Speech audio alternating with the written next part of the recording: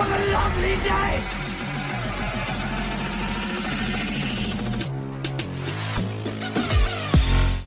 Welcome to Flat Earth Debate Uncut and After Show.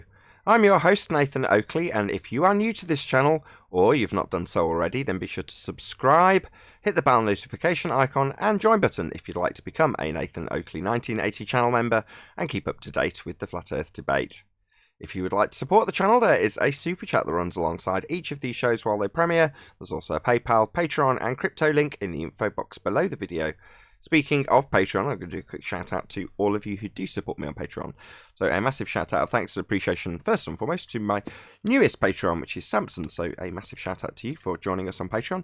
Also Maris, Hairy Blade, Mobile Mac 777, Neo the One, Lost Cat FE, Rob W, Open Minded, Reese Pound, Del West Watson, Mike Muted, Dick Earth Skeptic, Chris Hillman, NA Literalist, Maria Neelands, Unbelievable Productions, Blue Ridge Ranger, Rob H, Burn Fat to My Stomach is as Flat as the Earth, Nathan Thompson, The Real Gabster, Windrider, Missouri Bear, Henrik86, Liam Nedrick, Erwin Jennisons, Abraham Mohammed, Dave Rakia Gafford, Naibai, Adrian Quintana, Skeptic936, Life is Short, Fireball X, Felix Hung, TheFlatEarthChannel.com, Texas Mike, Edwin Johnson, Kirsten Smith, Alexander Main, David Wayne Foster, and Dank. Another massive thank you to all of you for supporting me on Patreon.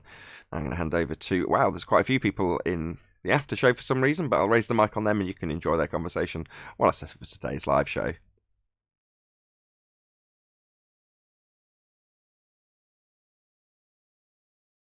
Hello, Ryan, and hello, who's the other guy?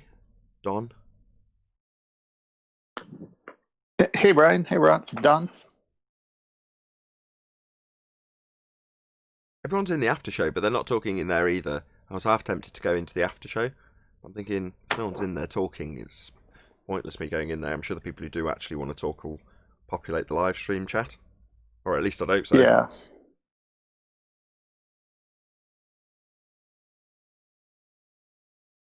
Get a chance to I'm here, I'm just at work. No worries. Get a chance to see any of the videos I released over the working weekend I had? No, I was busy. What were the titles? Let me go see. You would have it in Master B, so. One, this Earth turning.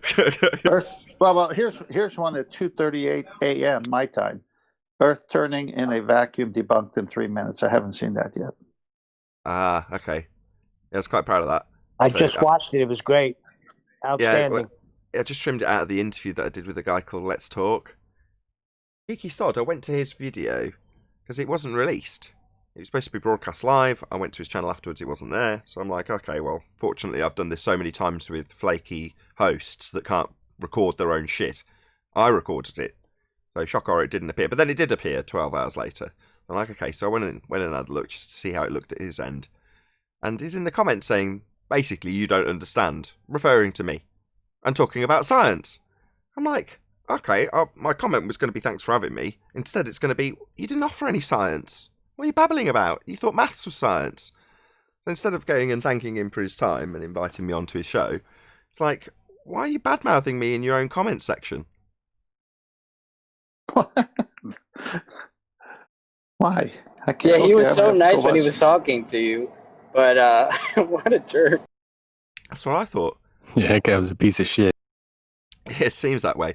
I mean, a few people in the comments were like, oh, he desperately wanted you to be a fundy religitard. And I thought, well, I steered it away from that if that was the case, so he didn't get a chance to do that. But then, sure enough, when I read his comments, I'm like, yeah, that's exactly what he wanted to do. Everything he said was so vague. It was driving me nuts. He kept on trying to bring it back to, how have you come to this belief? Because I'd nipped that in the bud immediately, he had nowhere to go with the rest of his questions. So he had to bring it back somehow onto it being a belief that I hold. Like, well, it's not. You've got a belief, though. And people really struggle to cope with that when you point out that, no, in fact, it's you with the belief. And they just want to immediately go, well, no, your ideas about the world being flat are absurd. It's like, no, that's the obvious and observable nature of our reality. You reify the heliocentric model into physical actuality, which it isn't. It's a model. That's you with your religious faith. But somehow I've got to be quizzed on my belief in things. It's like, I haven't got any. Didn't offer him a single belief, but he thanked me at the end for my beliefs being offered. Because that's what he wants. He wants it to be my belief when he's the one with a belief. Cognitively, that's going to be a struggle for most people, him included. Yeah, when you get smacked in the face with reality that they're the ones that have the belief, I guess it is kind of shocking. Yeah, that took me an eternity. That took me so long to edit. So I took out because I did it from 2 shows, and obviously I had to give it the correct context. You know, this is what happened 2 days. I was going to say 2 days earlier, a day earlier, or 24 hours earlier, and then contextualize that with the next piece of footage that's going to play. And it was just an editing nightmare, flipping between these 2 different things to make it make contextually sense as I'm jigging around all these different little slivers of material and getting the Eddie Bravo's material in there as well. So that was, it was only half an hour long, and I've definitely done longer cuts of videos, but they typically don't require anything like the level of editing that video took. I can't remember the title of it. I'm going to have a look, because that, to date, I think that's the most time I've ever spent editing a video. Spent all day on it. Which most people are like, oh, so what? I spend 5 days on an editing project. It's like, yeah, but mine are totally disposable. 12 hours after I've done them, they're dead. You know, so it's a day on an edited video for me is an eternity. It was called Twerking for Subs. Please check it out. Twerking for Subs. That's a great title. If I do say so myself. I remember that show. I still think Sleeping Warrior should do the twerking for subs. No, the ballers would be butthurt. Very good. We'll sell them butt plugs. Oh, hey, Flatsoid. So Nathan, so the belief that math is science was not covered? He's educated in, quote, computer science, so he thinks maths is science. And it's going to be another one of those situations where somebody who thinks they've got a scientific acumen because they've got computer science under their belt or something similar, some other pseudoscience, you tell them that they've not got science and they're going to take that very personally and go, no, I have. Up until now, when I tell people I'm a scientist because I've got computer science, it's like, that's not science. Not dealing with the you remember last natural. Week I said the word science is from scientia, which means knowledge. And so you have knowledge of this or knowledge of that. Those are the different science departments. But now if you're going to prove something that's a cause to an effect, right, then you got to have testable type of science. So that's natural science. You're distinguishing dependent variable. You're distinguishing knowledge from natural science. But this is the hijacking of the word, right? Yeah.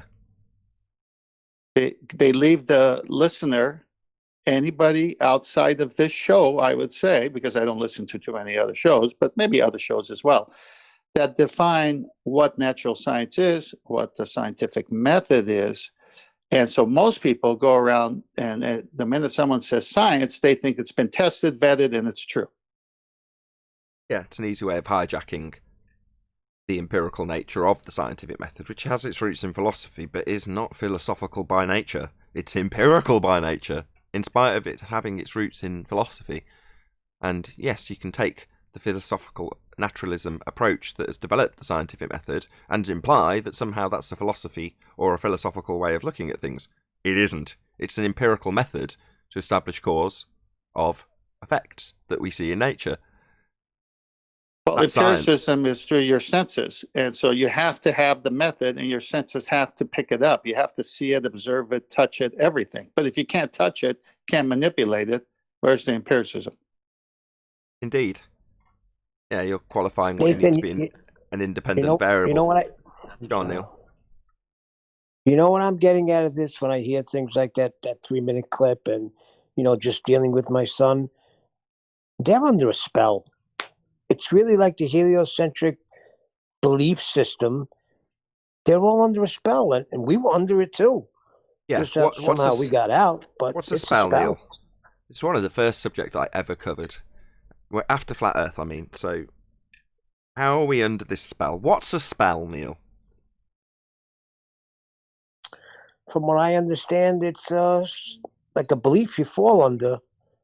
No, it's far more literal. Like a hit. What's the words? No. Okay, You. let's try it with etymology. What do you think the etymology of the word spell is? What is spelling? Spelling. Yep. Is spelling a word. Ah, words, hey? So words and language used to spell. Oh, I see where you're getting at. Words and language, that's what magic tricks are. Nothing more than words and language. Tricks. Grammar. Grimoire. A magic trick is nothing more than me asking you to bring me a cup of tea. Can you bring me a cup of tea, please? It sounds simplistic. This is how I described it in the video I did 5 years ago. Next thing you know, a cup of tea has appeared. Well, that's magic, right? Out of nowhere, a cup of tea appears. Not magic, just words and spelling. Put together in the correct order with the intonation in the correct places. Inflections at the right moments. And you can conjure something out of thin air. With the assistance of people. With the assistance of others. Now, if you elaborate that into a magic trick that you see that's visual on stage, it'll still require some level of preparation and assistance.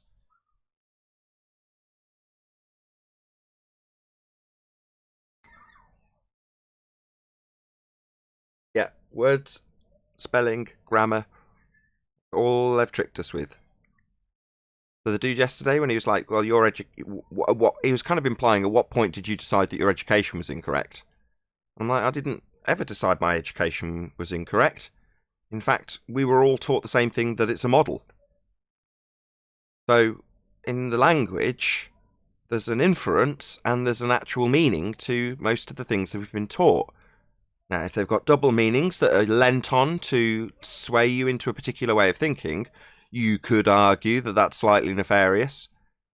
However, to the more thinking, more open, more wise man, they'll understand it for what it is after the fact and not suddenly resent their education merely because they've reified models into reality. You just understand as you become a bit more learned that models aren't reality. But you don't suddenly want to go and get your teachers and say, why did you teach me the model was... Well, it's a model. But those words... Yes, they've always said it's a model. They've always said it was a model. Yeah. It's a philosophy. If you look into how it's reified by way of looking into the rhetoric, they declare how it's reified. Give you the magic trick. Yeah, but that brings me to my point. Look, when they teach you about this model, when you're doing your ABCs and your 1, 2, 3s, why did they teach us about this model maybe when we're in our mid-teens? Oh, maybe it would have came with some adversity? It might have come with some objection. Whereas when you're impressionable and young, and you want people to have answers to questions that they may not be able to answer and might let them descend into chaos, let's presume a motivation that's non-nefarious. In other words, in a previous incarnation of this matrix, people went nuts when they didn't know what the hell the sky was or where they were. That drove them bonkers. So, much better to just give them a just so story at an early age. Let's pretend that was the motivation. Why not? Who cares? The reality is, we weren't necessarily taught incorrectly. Now, there are aspects of that I can't square that circle. You know, NASA. Just outright lying about certain aspects of our reality. They are lying. There's no two ways about that. Doesn't change the fact that when you look into the rhetoric, it does actually divulge where the magic trick is and how the magic trick's performed, like with any magic trick. Do a little bit of investigation. The problem is that a lot of people who are watching a magic trick don't want the magic trick ruined. And when it is ruined, they're very disappointed. Now, if that magic trick is part of their reality, then destroying that magic trick, because it's part of their reality, is cognitively too painful to let go. So they reject the explanation of the trick. Here's how the trick's performed. There you go. You take a line of sight to the apparent horizon, and that apparent horizon, geometric, cannot be seen, so we'll move it with an R value based on the geometric horizon we haven't seen. Andrew Thomas Young explains how they take a line of sight, in his words, to something you cannot see. He tells you. Well, there's the magic trick. But if you're under the illusion that that's actually your world, you'll hear that and go, yeah, he's saying we've got a geometric horizon and we're going to move the horizon we do see to a different position using that geometric horizon we can't see. So therefore we've got a geometric horizon. That's what they'll hear. Well, more fool them. Not Andrew Thomas Young's fault, really. Well, he even protects himself by using the word calculate, because he knows he can't demonstrate. Yeah. Now, the fact that a lot of the individuals who are putting this information across also want to reify this into physical actuality, and therefore have to make declarations when they've just double spoke about how they can't measure something with a line of sight because you can't see it. They'll tell you, well, the Earth isn't flat, though. Well, a good magician only shows you what he wants you to see. Yeah. And overtly states... Entertain me. Go on. Do I not entertain you? Want to be entertained, right? That's not magic, though.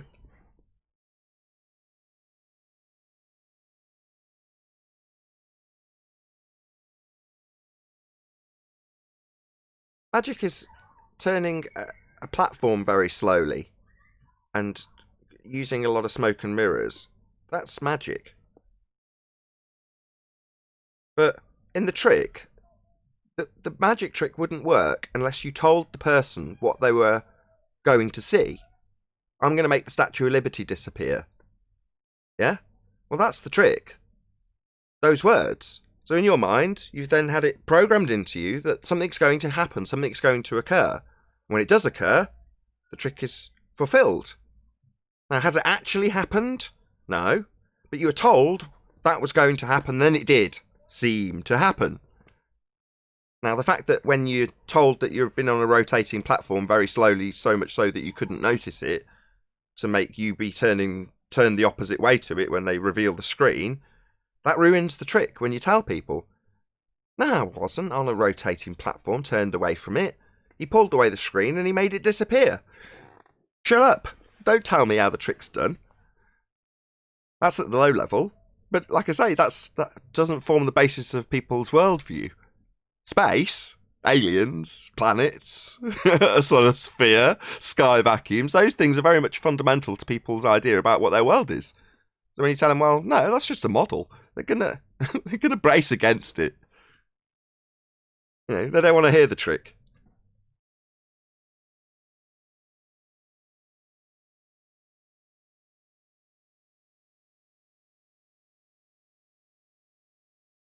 Like kids that reject Santa. They've been so well conditioned by their parents to believe that Santa's coming. They've been told to write letters to him. They've seen the presents arrive. When you say, nah, Santa's not really real. Yeah, he is. I wrote letters to him. No, it was me putting them out. It was me putting the toys out. No, that's not true. Santa is real. He's at Lapland.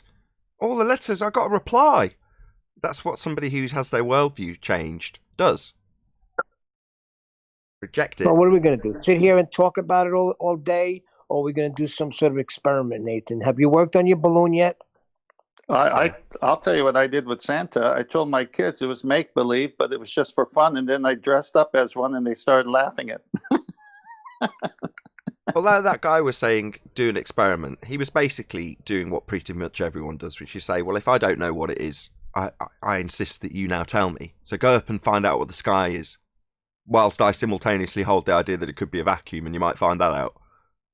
Because if you're going to go and now check it out, it means that it's still uncertain. I don't know. I can still hold on to I don't know, because I don't know means it might be a vacuum. That's what he was really doing. Hey, I got into a big argument with that guy in the after show, because like about 40 minutes after, I seen QE was on the after show on Betty's server, and this guy was on there, and I got into a big argument with him. Go on. I almost gave him my address. About what? About what happened with you, how he was threatening you. That's beat good. You up. That's fine. That's I trimmed that. That's like I say, like I dedicated a day to editing it. It was that important.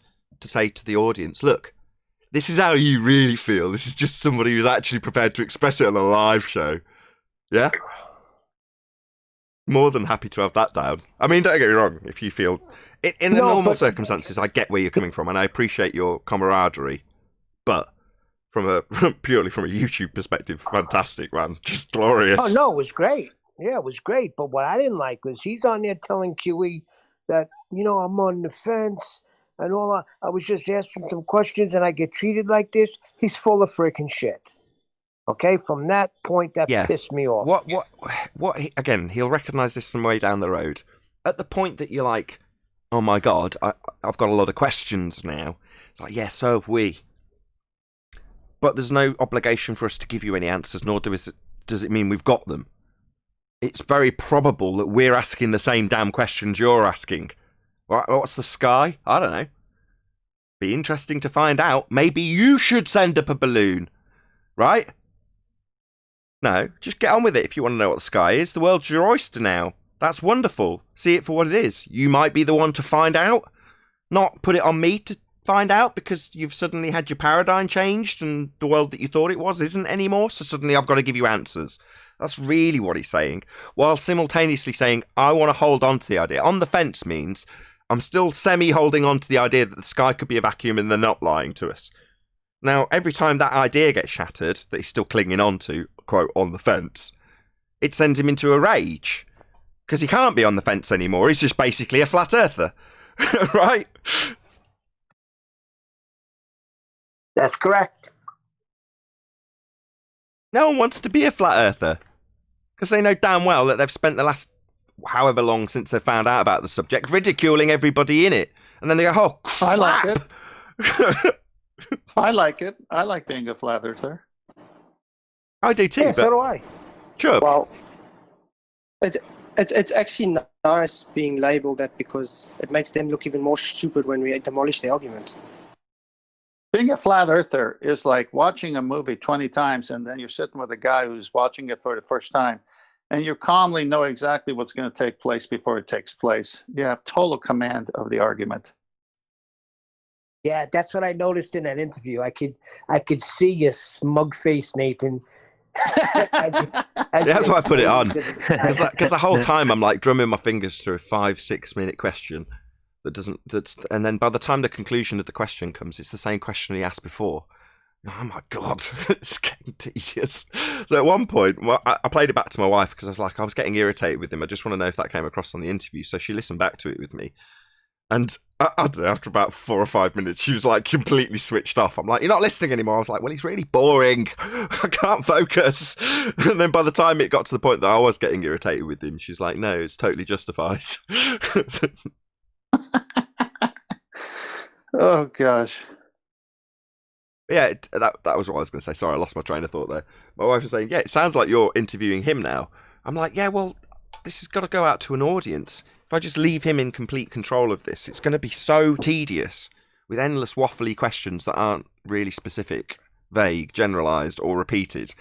And then, I can only give a 1-word answer or 2-word answer and then let him vaguely waffle on about how it's my belief for 5 or 10 minutes. It's just boring. So at some point I'm like, got to turn this around to make it at least vaguely interesting. Otherwise, no one's going to be interested in watching it.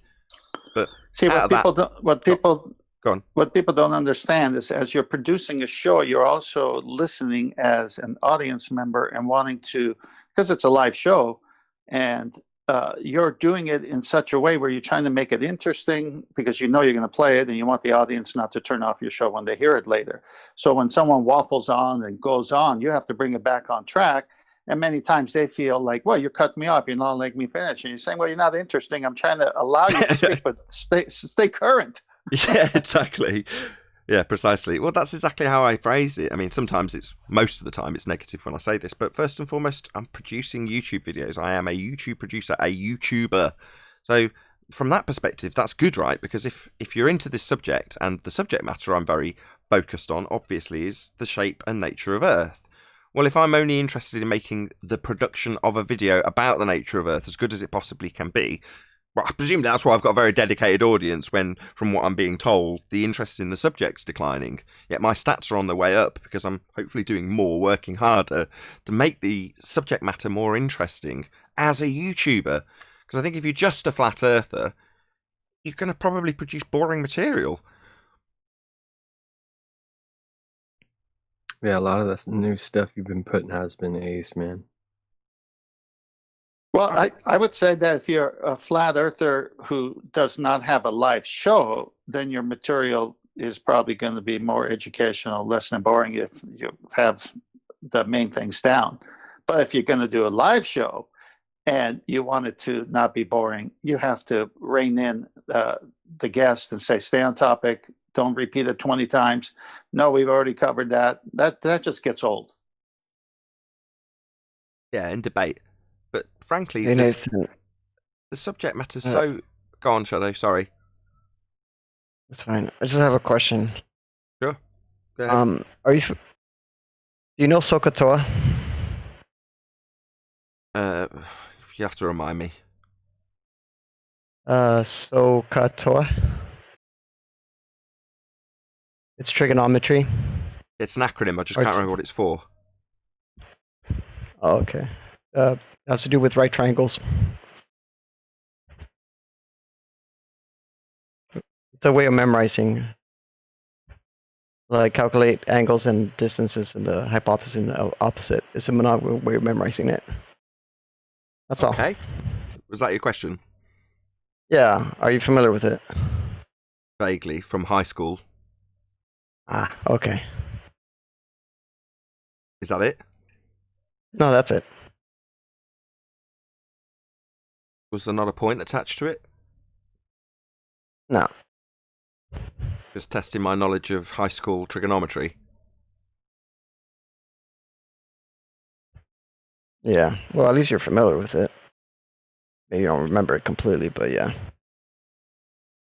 I've not had need to use it for 20 years. Yeah, I get it. I get it. No, that's it, Nathan. That's all. But there must have been a reason for you asking. Just...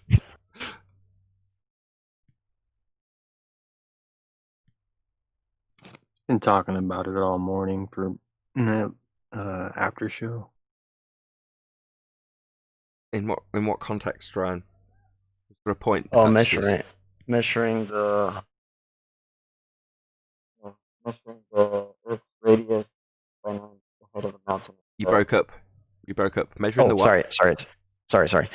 Measuring the Earth's radius just by knowing the height of the mountain and the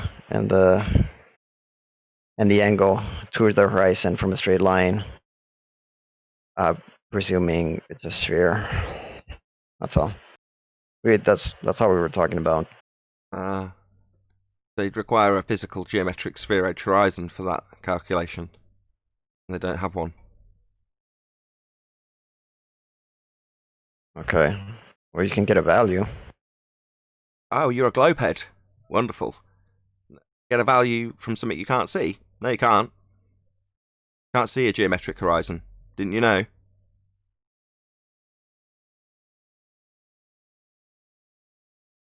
Gone very quiet, my friend.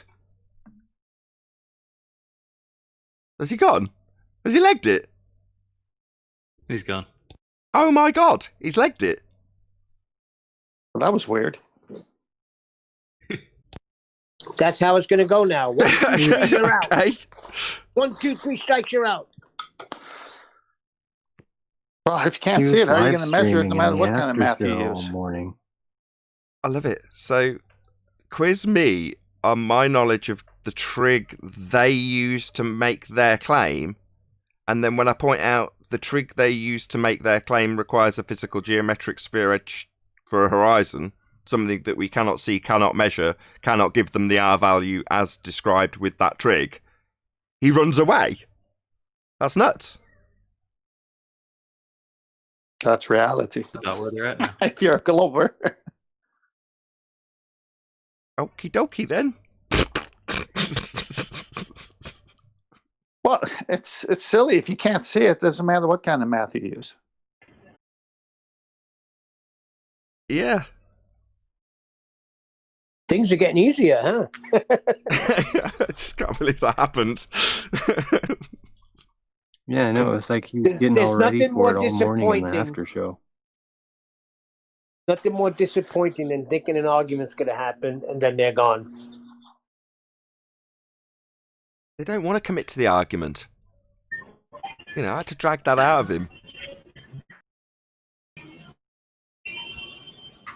He wanted to get to the point where, do you know what this is? No, I don't know. Oh, well, great. That's a win. Bye-bye. Well, what's the point of me knowing it? Well, it's in relation to us measuring a physical geometric sphere edge horizon we have boats going over. Oh, well, you haven't got one of those. Where did you go?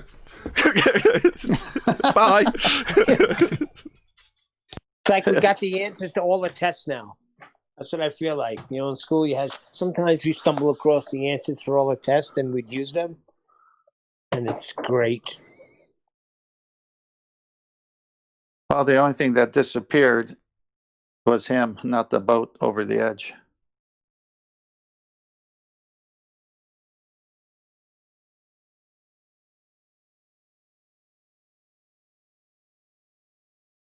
It does seem to be getting easier, but I'm pretty sure that's just because everything we say is now so concise. Gonna get around it. Go on, BTA. Hello, Nathan. Hello, good morning. Or afternoon, wherever you may be. Yeah, it's evening for me here. So, I have a question. Good. I hope you can answer that. Sure. Okay, can you explain what a lunar eclipse is? Sure. Okay. First off, tell me how your flat Earth model works. I don't have a flat Earth model. Nor do I use the eclipse to claim anything. Do you use the eclipse to claim anything? I mean, we have seen so many lunar eclipses before, and what we observe from it is that Earth is in the center of Sun and Moon, right? Well, so if you're you send assuming... a camera, with the hot balloon, So you automatically assume that Earth is a sphere between the Moon and the Sun? No. So if you see the shadow that is cursed on the Moon, why is it a shadow? You're making quite a few assumptions. Why do you assume it's a shadow? Because that's what happens on lunar eclipse, right? That's what happens on the lunar eclipse. That's what happens in your model. It's a shadow in your model. Oh, then what happens in your model? I don't have one. I already told you that. But what we found is that you seem to assert that this eclipse, when you assume the Earth is a sphere causing a shadow, proves Earth's a sphere causing a shadow. That's called begging the question, though. You're just assuming this stuff. It's not proving we're on a sphere. It just proves you can talk through me while I summarise how this doesn't prove we're on a sphere. So by assuming it's a sphere shape causing a shadow doesn't prove it's a sphere shape causing a shadow. That's merely your assumption. It doesn't prove anything. So getting me to justify... Can you stop talking through me, please? Is that a possibility? You asked me a question, now I'm answering you. Is that a possibility that you can shut up while I answer? And continue. You don't need to give me permission, you just need to shut your mouth. I'm not going to ask you again. So, this claim you've asked me to prove on a model I don't have, you utilise to claim you're begging the question fallacy where you assume Earth's a sphere causing shadows. Now, it does not prove that. That's merely your assumption. So transferring the burden of proof onto me for something I don't claim and you do is a pathetic burden of proof reversal fallacy. It does not prove sphericity to your nature of your Earth, and I don't make any claims about the eclipse. So it's an absolute abject fail on your part for a claim you make using this presumed shadow caused by a presumed sphere Earth getting in the way of a presumed sun at a presumed set distance based on a presumed R value. Nothing to do with me, I don't make any claims. But it's nice to know that now we've dragged out how you use this claim, it definitely doesn't prove we're on a sphere. Then try debunking the lunar eclipse.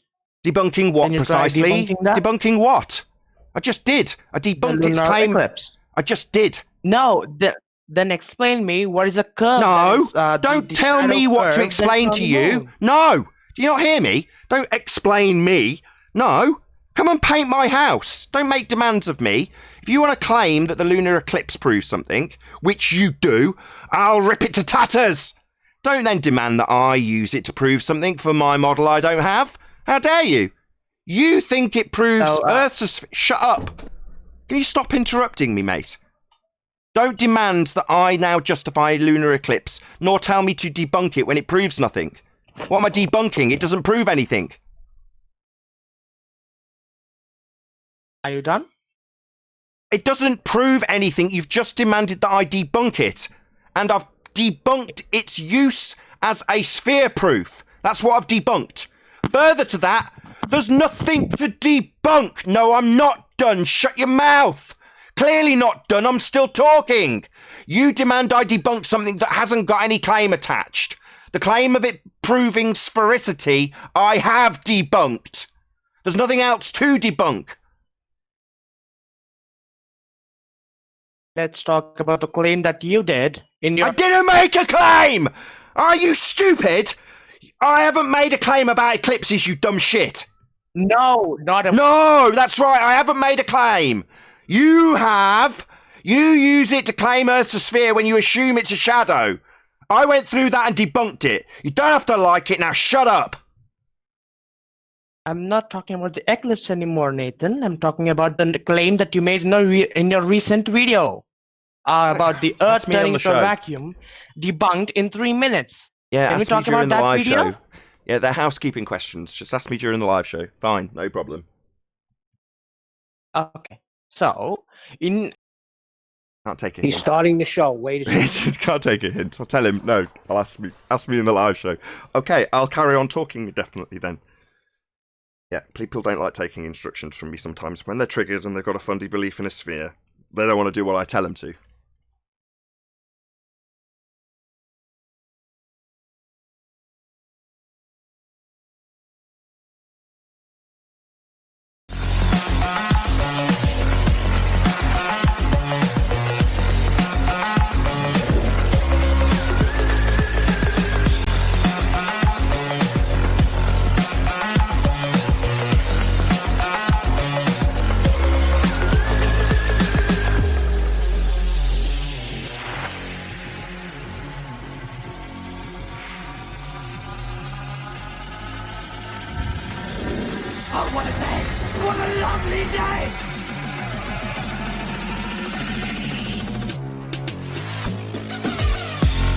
Welcome to Flat Earth Debate Live.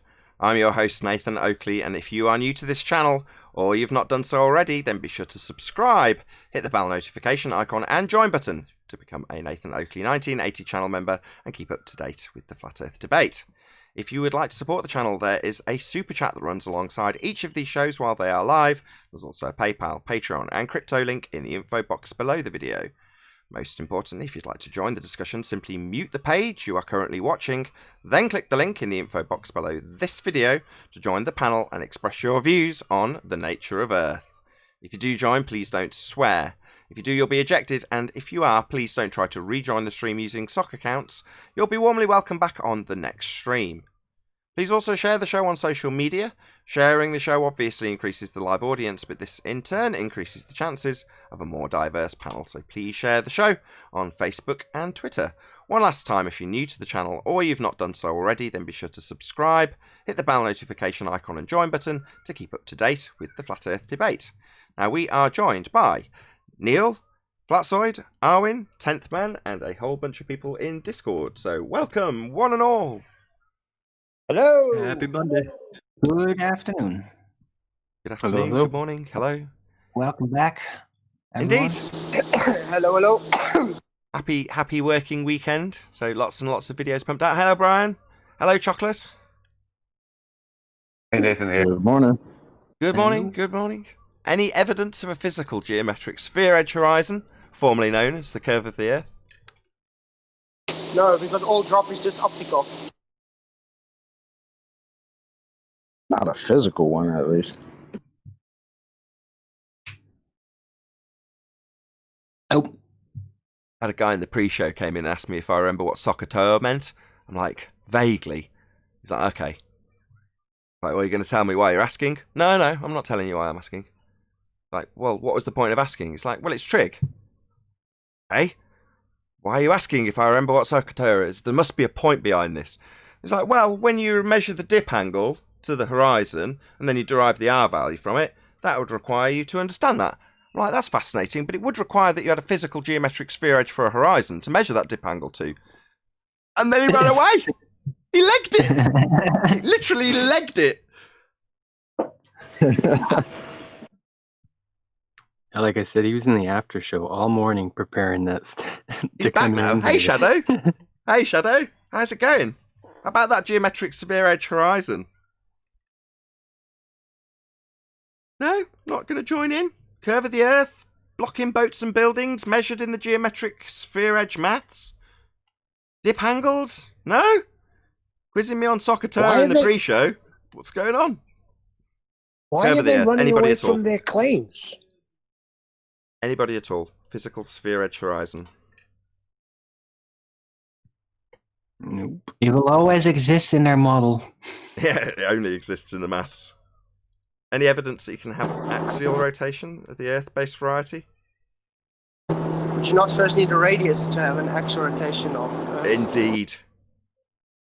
Reference frames ruined. Dan disproved Bob's proof of the rotation of the Earth. Any evidence of the distance? Slyman Dan is ace. Oh, hold on. Globe, No. something or other? Globe, virus, foe? What's that? You want to add something? Oh, I didn't say anything. You just sat with your mic wide open. Thanks. Any evidence of the distance to the sun? Nope. Apparently the ballers think the sun is tangible. Yeah, they think it's a Berlin ball of gas in a sky vacuum. They very much think it's a physical item. You know why they think it's tangible? Because they made it You up can feel themselves. the heat. Go on, what do you say? I cut you off. But you can feel the heat, so apparently it's tangible. I see. The heat's Let's tangible. see the heat. How do you see heat? If you light a match, can you feel the fire, or do you feel the heat of the match? Hey, you'd feel the heat. The fire itself would definitely be tangible, though. If I went and I could touch that and feel The it. Tangible fire is means- light. Tangible That's what is- you're seeing. Tangible means to touch. But the point is, you can get to that you can get to that match, can't you? Yeah, you can get to the match, but you can't get to the sun. Yeah, the light can touch you, but you can't touch it. Indeed. How do you see heat? You could experience just heat, answer but I Neil, don't think 'cause you he's gonna could keep see asking. heat. The heat's He said tangible. feel, not see. Feel. You can feel the heat. That's tangible. But to say, therefore, the light in the sky is a tangible thing is a non sequitur. Yeah, can anybody demonstrate heat being transferred over vast distances through a vacuum? Hmm? First need a vacuum for that. Well, you can't transfer heat through the vacuum. No, Arwin, no. I'm curious though. Like, of course, I'm now digging back into the presuppositional nonsense. But I'm curious though. Like, what would a setup like that do? Like, you have a heat lamp, a really powerful one. You set it in an aquarium with gas, because otherwise it's probably not going to work. You have to have a container for it, of course. And then outside of it, another container with a vacuum, and then an object at a distance to that outside of that vacuum container. And then I wonder, like, how much of that heat is going to come through Any vacuum? evidence? Would it? Any evidence of the distance to the sun? No evidence for the distance to the sun. What is the sun? I have no idea. No evidence for the distance to the sun. No idea, Neil. I wish Adam was here. He would know the answer to the question. No evidence to the distance to the sun. That was what he would say. There are some things that are even beyond Adam, you realise. No, but I think the inverse square law would apply first.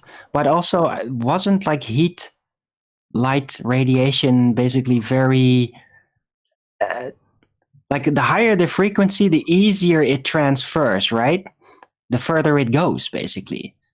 Apparently. So then heat type light, the infrared, must be even more short range like that. See, so that's why I'm wondering, like, yeah, you could definitely see light through a vacuum, but how much of that heat would actually come through with a vacuum in between? How about the distance? Hold on. What vacuum? With infrared light. The second time Alwyn's just brought this up, so he obviously doesn't want to let it go. What vacuum? Why are we shining heat lamps through vacuums? What vacuum is this in reference to? It's an artificially man-made vacuum in a container in which another container with gas pressure would be and the heat lamp. Yeah, but why? To test whether it is even technically possible that infrared light could go through a distance, through a presumed vacuum that in this case would be actual, in order to transfer heat by touch over vast distances It doesn't answer. through a vacuum, if that's a technical possibility. You have kind of half answered. You've said if it would be possible in a presumed vacuum. What presumed vacuum? You know where I'm going. Just say it. It's just theoretical, man. For what reason? Isn't it sort of like what that guy wanted to do Friday? Like, It's not going to prove the distance to the sun. I just want to know if heat can even transfer in their conceptual model like that. See? I wonder Testing their model. I wonder if you can extract a very small quantity of acid dropped into a swimming pool. I wonder if you could just, like, reverse that process and extract it back out entirely. No reason for me wanting to know this. I'm just curious. I wonder if that could be done. It is possible. I mean, I don't know. Possible, Nathan. I don't know how far the sun is, but, you know, I want to know if you can extract out that acid once you put a tiny drop of it into a massive amount of water. There's no reason for me wanting to know this. Well, you can. There you go. Oh, brilliant. That's made my day. Nature of reality, screw that. Well, it is a physical thing that is being tested in such a case, but it's still in an impossible scenario. So what it's basically being tested for. It doesn't mean that you can't figure out just the mechanics of things. Oh, my bad. Do you need a just so story? I assume that underneath the crust of the earth there's an entire swimming pool that's got a tiny amount of acid in it, and that's why we're kind of acidic in the soil. There you go. There's a made-up story. I made it up myself, therefore it's true. Cool. That would explain the magnetics. In a world. In a world. Oh my god. Hey, I can do that. In a world. Any idea is a good idea. Time. Doesn't matter how absurd. That's right. I can make sense of anything. I should have realised that before I made up some nonsense, really. No. Thank you. No. Thank you. Sun is not a tangible object. Thank you. Okay, let's In a world. Any scientific evidence of gravity? Which one? We only have one. Does it matter which one? Yeah, it don't matter which. Any. But how do you prove something that's an effect of something that's maybe caused by something that's an effect that's actually just thought up as a construct in your mind? Well, you build a device and then you conjure a phenomena inside that device, and then you tell everyone that it's a ripple of space-time bending. Oh, I know how to do that. So if I get a heat lamp, right, and they get a vacuum. Get him. You bastard! Owen's in a playful mood today, ladies and gentlemen. It's good fun. Any single viable hypothesis from any of the fields of astronomy, cosmology, or astrophysics? Anybody on their travels found anybody claiming science in reference to the globe? Anybody at all? Well, I found this link. Nobody really addressed it. I put it in the Master Beat chat yesterday. Is it again? What was it exactly? Let's have a look. How we learned black holes actually exist. Oh, okay. 2020 Nobel Prize in Physics. And I posted it. I can put the link back in the chat. I'll put it in. To be honest, I didn't want to watch it. No shit. Yeah, I asked, hey, can anybody find where the science comes in? And he literally didn't even make a claim. He didn't even say what is just talking about it. I was too busy making a greater video. It needs a Timotei girl, doesn't it, to have sopping wet hair flicked over her shoulder saying, now the science part, just to distract you. I find it funny how the Veritasium guy had to release like a post about how apparently people didn't like the title and the thumbnail of his video, and he's out there apologizing for it or something. So I guess people didn't like the title of Gravity, why gravity is not a force. I found that kind of funny because he's out there apologizing for it. Yeah, a few quotes. So, because you can and must think of gravity as a force now. Right, took the words out of my mouth. There's one from Musa. Or Professor Brian Cox. There isn't really a force of gravity at all. To your question, a hypothesis could only be working properly within the scientific method, and those titles you spoke of, they cannot do the three constituents of a scientific method. So, no. No, there is no scientific evidence whatsoever for a spinning ball flying through a sky vacuum. It doesn't exist. There's not going to be any viable hypotheses from any of these pseudoscience fields. They don't have any science. They say they've got science all the time. I'm surprised we have a limited stream of people coming in pointing out where it's asserted they have science. I haven't watched the Veritasium video. Did he actually assert at any stage in his video that it was scientifically validated? What, validation with actual experiments and not just thought experiments? Validation? Oh my god, from a heliocentrist? Heaven forbid. Why would you do actual experiments when you can do thought experiments? They're so much more rewarding. They could just jump to the scientific theory without the work in between. Now the science part. So shiny. Any evidence of a self-perpetuating molten iron core at the centre of a presupposed spherical Earth? Fly me to the moon. Only in a textbook. Yeah. Elaborate stories, no physical evidence, P waves, S waves, very nice predictions. Any testing of those predictions, giant failures only. I feel sorry for the dinosaurs roasting down there. Any evidence of the R value, Earth radius? But it's all optical. It's not geometrical. Indeed. We do not see the geometric horizon. It's in the maths, though, right? Yeah, it's in the maths. Remember, it only exists in the spheres maths. don't have edges. Dude, we've only disproven the radius. Come on. At best, you would have disproved the radius. Any evidence that you can have gas pressure without the necessary antecedent of a container to press upon?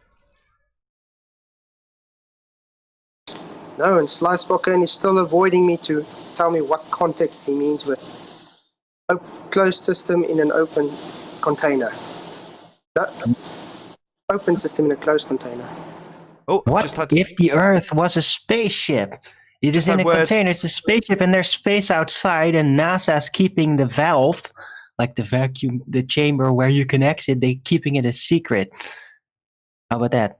I've just got word from Slicebroken, actually, Flatsoid. He says, you don't understand. Wow, what a great rebuttal. I'm only joking. That's just par for the course, though, isn't it? I think that's it. That concludes the housekeeping.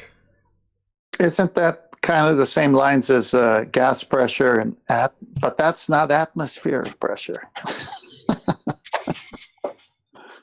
Yeah, they claim it's different. What is atmosphere? Atmo means air. Contradiction. Sphere means fundamentalist religious zealot assertion that the Earth is that shape. So they've actually scientifically proven there's an atmosphere, or because I know there's science for atmo, but there's no science for atmosphere itself. No, it's an oxymoron. Atmo, air, has no inherent shape, whereas sphere implies that the gas in the atmo, air, takes the shape of a container. That's an oxymoron. Can anybody hear me? Well, yeah, if you're going to talk about the model, then you gotta understand atmospheric law, Nathan. But they don't have a model? Closed system, Arwin. It's an open system, so they don't have a container. But it could be a word trick, because what if they knew the container was a sphere? Then they wouldn't be saying it's open. Can I finish? Then, of course, yeah, they're saying, oh, it's a vacuum outside. That makes no sense. But if in actuality it was a sphere, then calling it atmosphere would be technically correct and very confusing for everyone, which is exactly what they want. So well, why would they want that when they're saying there is no container to begin with? To confuse people. They're not that smart. Oh, really? Yeah, really. Yeah, really. Well, maybe the people at the steering wheel, but the designers of the system were pretty damn smart, I'd say. That's us. That's just a spell. That's us. Exactly. Right. They've already confused people just creating a word such as atmosphere, which is a paradox in itself. You just confused. They're confused now.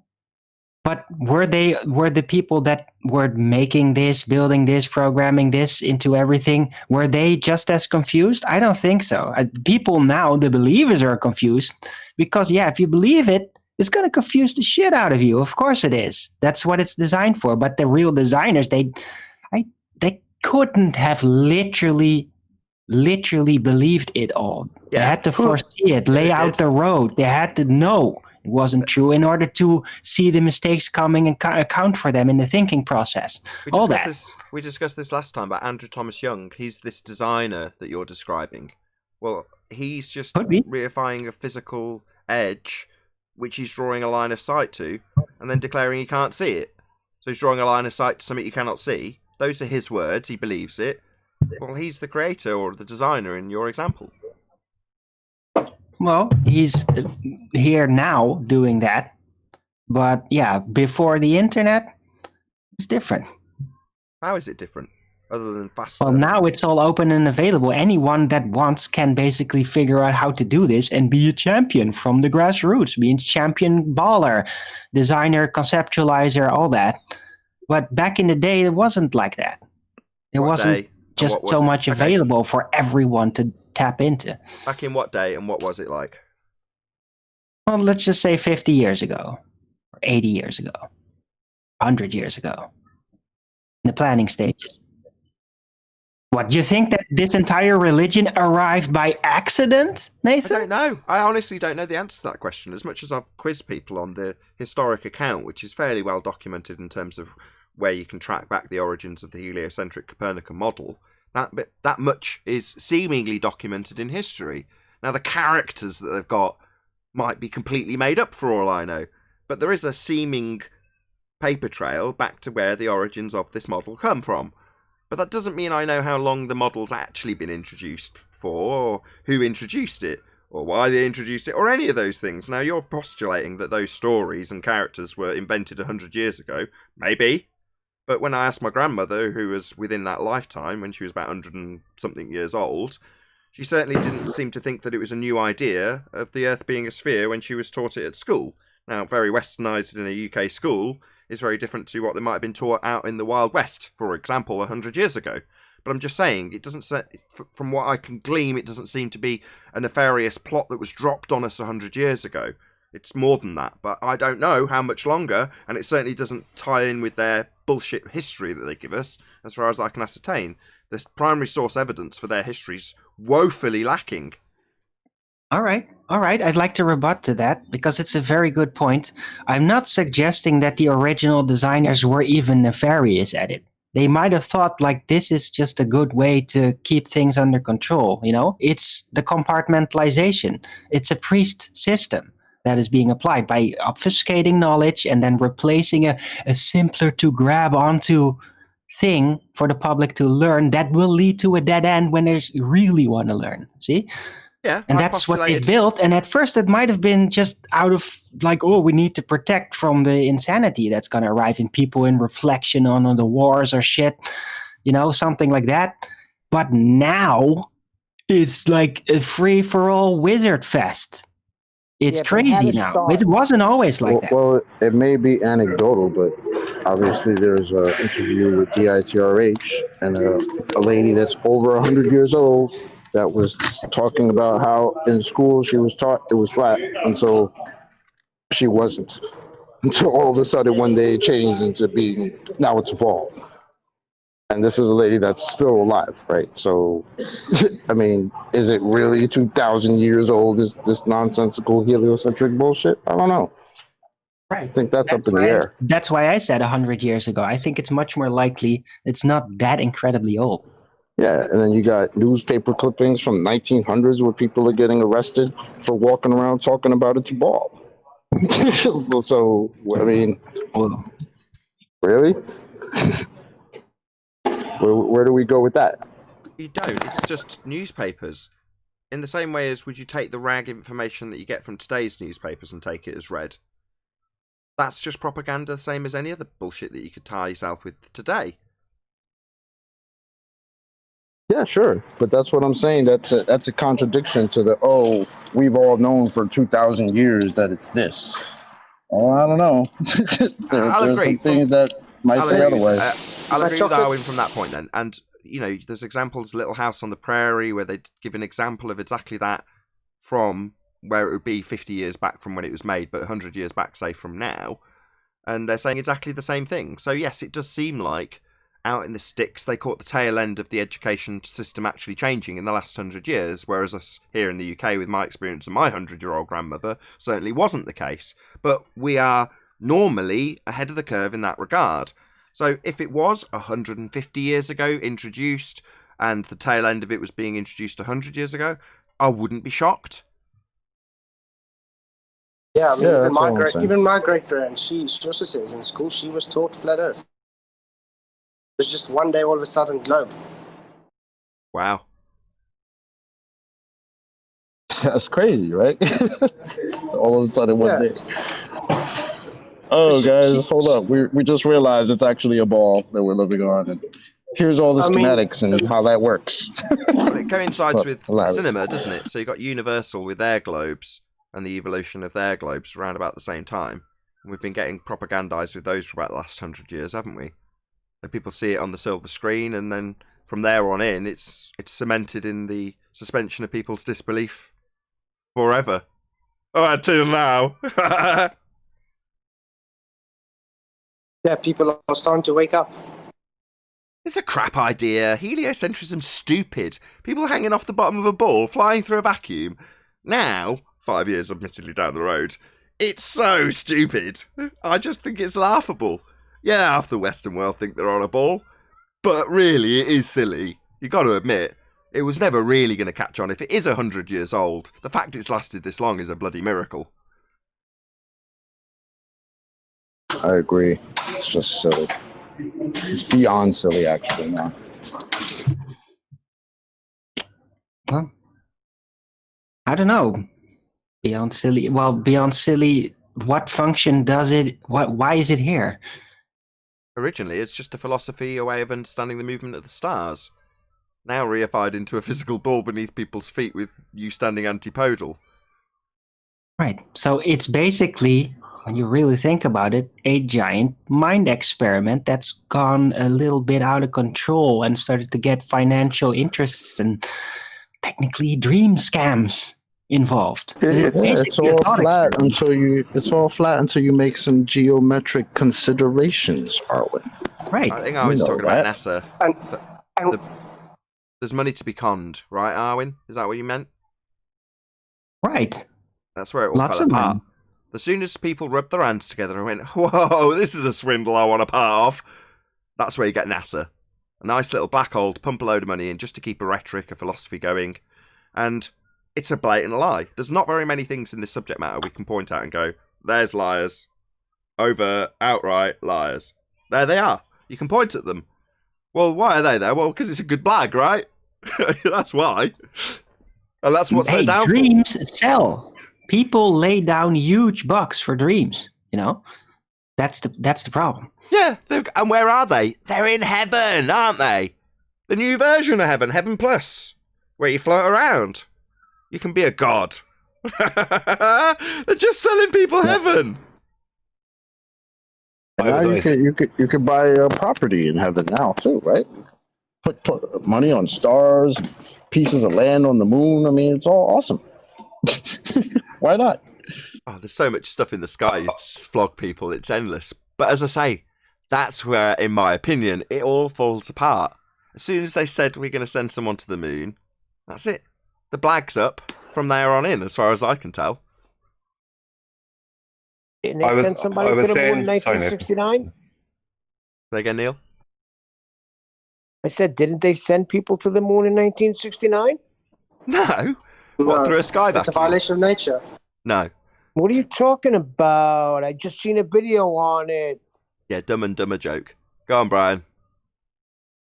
Yeah, I was just saying to, I think it was Chocolate and Arwen, and maybe even Neil the other day, that what I reckon, for a long time, there was a lot of conspiracy about where all this money that NASA was getting, where it was all going, that they had a black budget, let's just say, and they were creating, let's just say, wormholes to Saturn and spaceships and all kinds of stuff that we don't know about. It was all really, really dark and undercover. But I don't think it was that at all. I think what they were doing is setting up all these places like JAXA and ESA and all these other nonsense space agencies. I reckon it was them forming them. That's what that was. That's what the money was used for. Creating all these other space agencies, to keep validating the lie. No doubt. Expand. You know, it's expensive to build a base in Antarctica. Maybe. That, for me, is just probably part of a bait and switch that we're not fully aware of how that trick's working. I've postulated before that if you had a secret place, let's just say, for the sake of argument, there's Island X, right? And it's somewhere in the middle of the Atlantic. Well, isn't it much better to point at somewhere that's completely benign, like a ice island, Antarctica, and even give people the notion that it's spread out all the way around them and give them a few maps that seem to imply that, rather than telling them about the actual place that they're genuinely going for whatever reason, if there is even such a location. In other words, if you don't want people to know about something, Antarctica, they wouldn't tell you about it, as opposed to have well-documented treaties, hands across the water, etc., etc. But most people don't see it that way. They just want to have an ice wall or whatever they want. Wizards always say they build their bases in unattainable locations. Of course they do. I don't know. It's the same as, I don't know if you watched The Pianist before. I've seen The Pianist, yeah. Have you watched you remember that part where they have the table and then they want to hide something from so they put the newspaper over it? Yeah. On the table. Yeah. It's the same type of thing. That's how they work with Antarctica. It's there right in front of your face, but they just throw all these little smoke screens so you'll just say, it's not important, type of thing. Okay. Maybe. We don't know. We don't know what we don't know, and we don't know. So, we don't know. Well, I would think they did a pretty good job with the treaty, because most normies don't even know that it exists. There are a lot of people that come in, or especially like in places like 24/7 Flat Earth Discord, and we're talking to new people, and they have no idea that the Antarctica Treaty is a thing. So whether or not it's out there or not, they've kept it pretty well hidden in plain sight. Maybe. Just a quick shout out to Awaken Narrative. It says, I can't believe I actually, quote, believed in space and the spinning ball, quote, model. I believed the lie. Now I, quote, know the truth. Thank you very much indeed for the super chat, Awaken Narrative. Shout out to Awaken Narrative. And another shout out to my people on 24/7 Flat Earth Discord 2.0.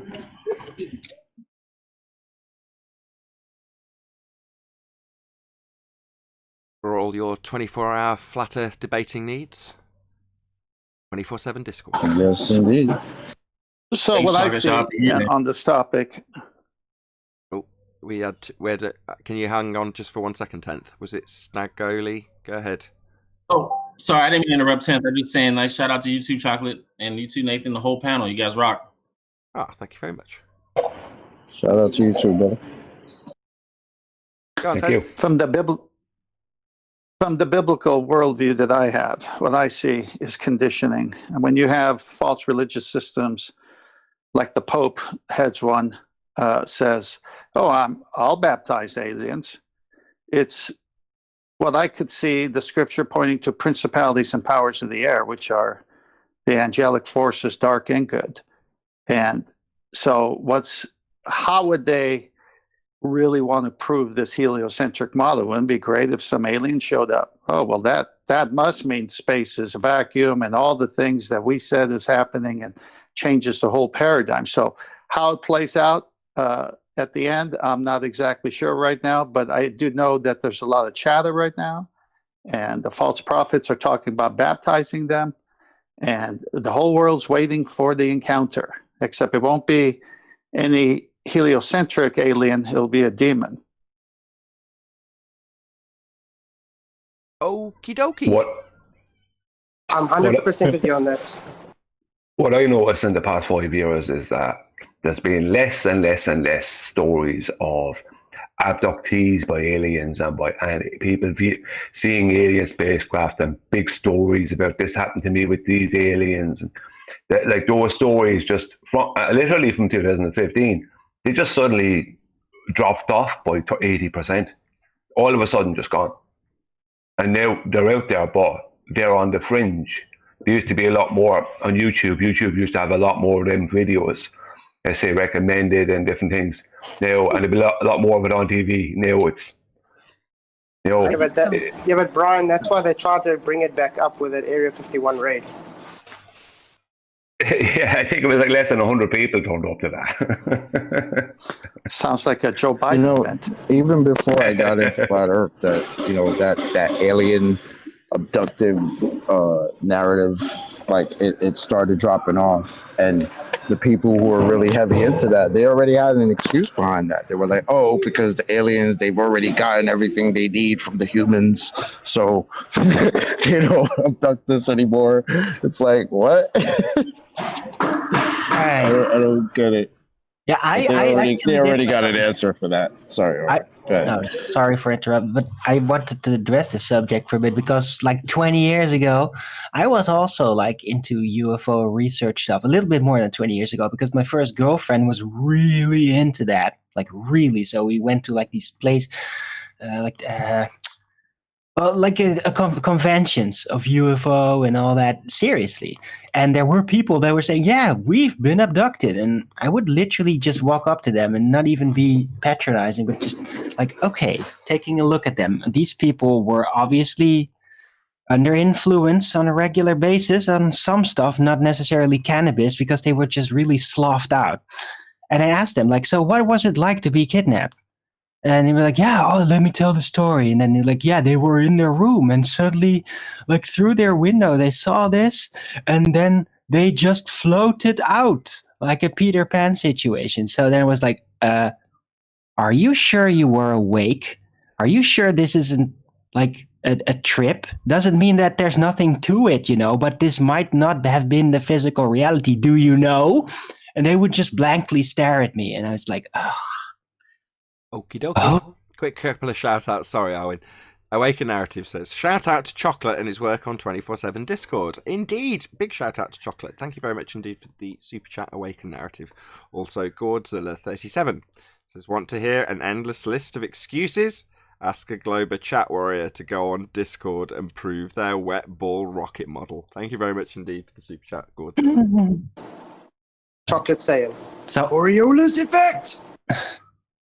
But if I can round out, if anybody cares about this, but I did actual kind of field research and walked up to these UFO story people to really figure out, what is this? What was their experience? Do they believe it? And then do they even know what it was they experienced? And I would analyze it. And I came to the conclusion, all this supposed alien abduction, every one of them that I actually met face to face and had a conversation with, in my opinion, in my expert insight, that was all dream-based, all of it. And it might have been very intense experiences, probably like pineal gland involvement and all that. but none of it was any actual physical experience. I concluded that very early on, like 20 years ago. So, so possible demons? Well, extra dimensional, call them demons or extra dimensional, whatever you want. You know them by their fruits, like with everything else. I personally have seen, and I still do see, things in the sky, and they're not airplanes, they're not helicopters, they're certainly not satellites, and they move at will when they decide to move. They're lights, that's all I can see them as is a light. I don't know what they are. I don't know who's in them or who made them. But to the best of my knowledge, I wasn't abducted. Brian? Brought off into a sky vacuum. Go on. Brian, you would agree that it's very possible for them to have a technology that they just don't give out to the public. It's easy. Yeah, or maybe there is an alien. It could be either fast idea. I don't know, but the story I could say is the stories that we were being fed about aliens and all this stuff for years, and all these people that were experts on the subject, and this happened and that happened. Well, I'm seeing what would be the real thing, a real UFO, unidentified flying objects. They've interacted with me with light. I've been able to get them to flick light back at me, like a Morse code type thing. Not that I'm using Morse code, I'm just saying. And they have done that. Again, they know you're there, but who are they? What are they? I don't know. But I'm certainly not making a claim that they're from some sky vacuum and they're not human. I don't know. But like I'm saying, wouldn't it just be possible that the governments have superior technologies that they don't disclose to the rest of the population? It's possible. Oh yeah, I mean that's possible. But sorry, I didn't. When you said that the last time, I didn't make it clear enough. I was like, yeah, that's possible. It's also possible that there's someone else that's not us in them. I built them, or I don't know. Anything is possible with it. But isn't it possible that a third of the angels that were cast out of heaven are looking for bodies that they could possess? I have no idea. Could it perhaps be that people, say, like in the 70s, where they were just randomly tripping out, they would actually be picked up by, say, like the FBI or something in their giant trippy state, and then they would experience that exactly like an alien abduction? That's a good one. Oh, I'm not talking about all that. I'm talking about what I experience and have experienced as something real, a real UFO, an unidentified flying object. I know what they're not. They're not helicopters, planes. They're certainly not satellites. They have interacted, and they will. If I try to get them to do interaction, they will interact. They don't seem hostile. I don't know if they're friendly. I don't know. I don't know what they are, but they'd be there. Hey, I live on the border of California, Mexico, and the aliens here cook really nice dishes, so I have no problems with aliens. Did they climb over the wall? So that's who's cooking your food. Just a quick disclaimer, the views and opinions expressed on the panel of Flat Earth Debate do not necessarily reflect the views and opinions of me. We know you are in cahoots with them, Nathan. We know. At least my aliens have flat tortillas. Come on. Sorry, Tony V says from the chat, he says, with a super chat, thank you very much, Tony V, says, could it be you guys have taken away too many drugs? I think he just means way. I'll just repeat that as I think there's a typo in it. Could it be that you guys have taken way too many drugs? I'm with you, Tony. I think yes. I think some of the panel members... Maybe I've slipped to my point. Yeah. I haven't. I just studied people that did drugs to get to the bottom of this experience that's so popular. Wait, hold up. So we're the ones that took drugs as we are standing still, but yet don't believe that we are spinning around at 1,000 miles per hour at the equator, flying around a giant ball of gas in a vacuum at 66,600 miles per hour?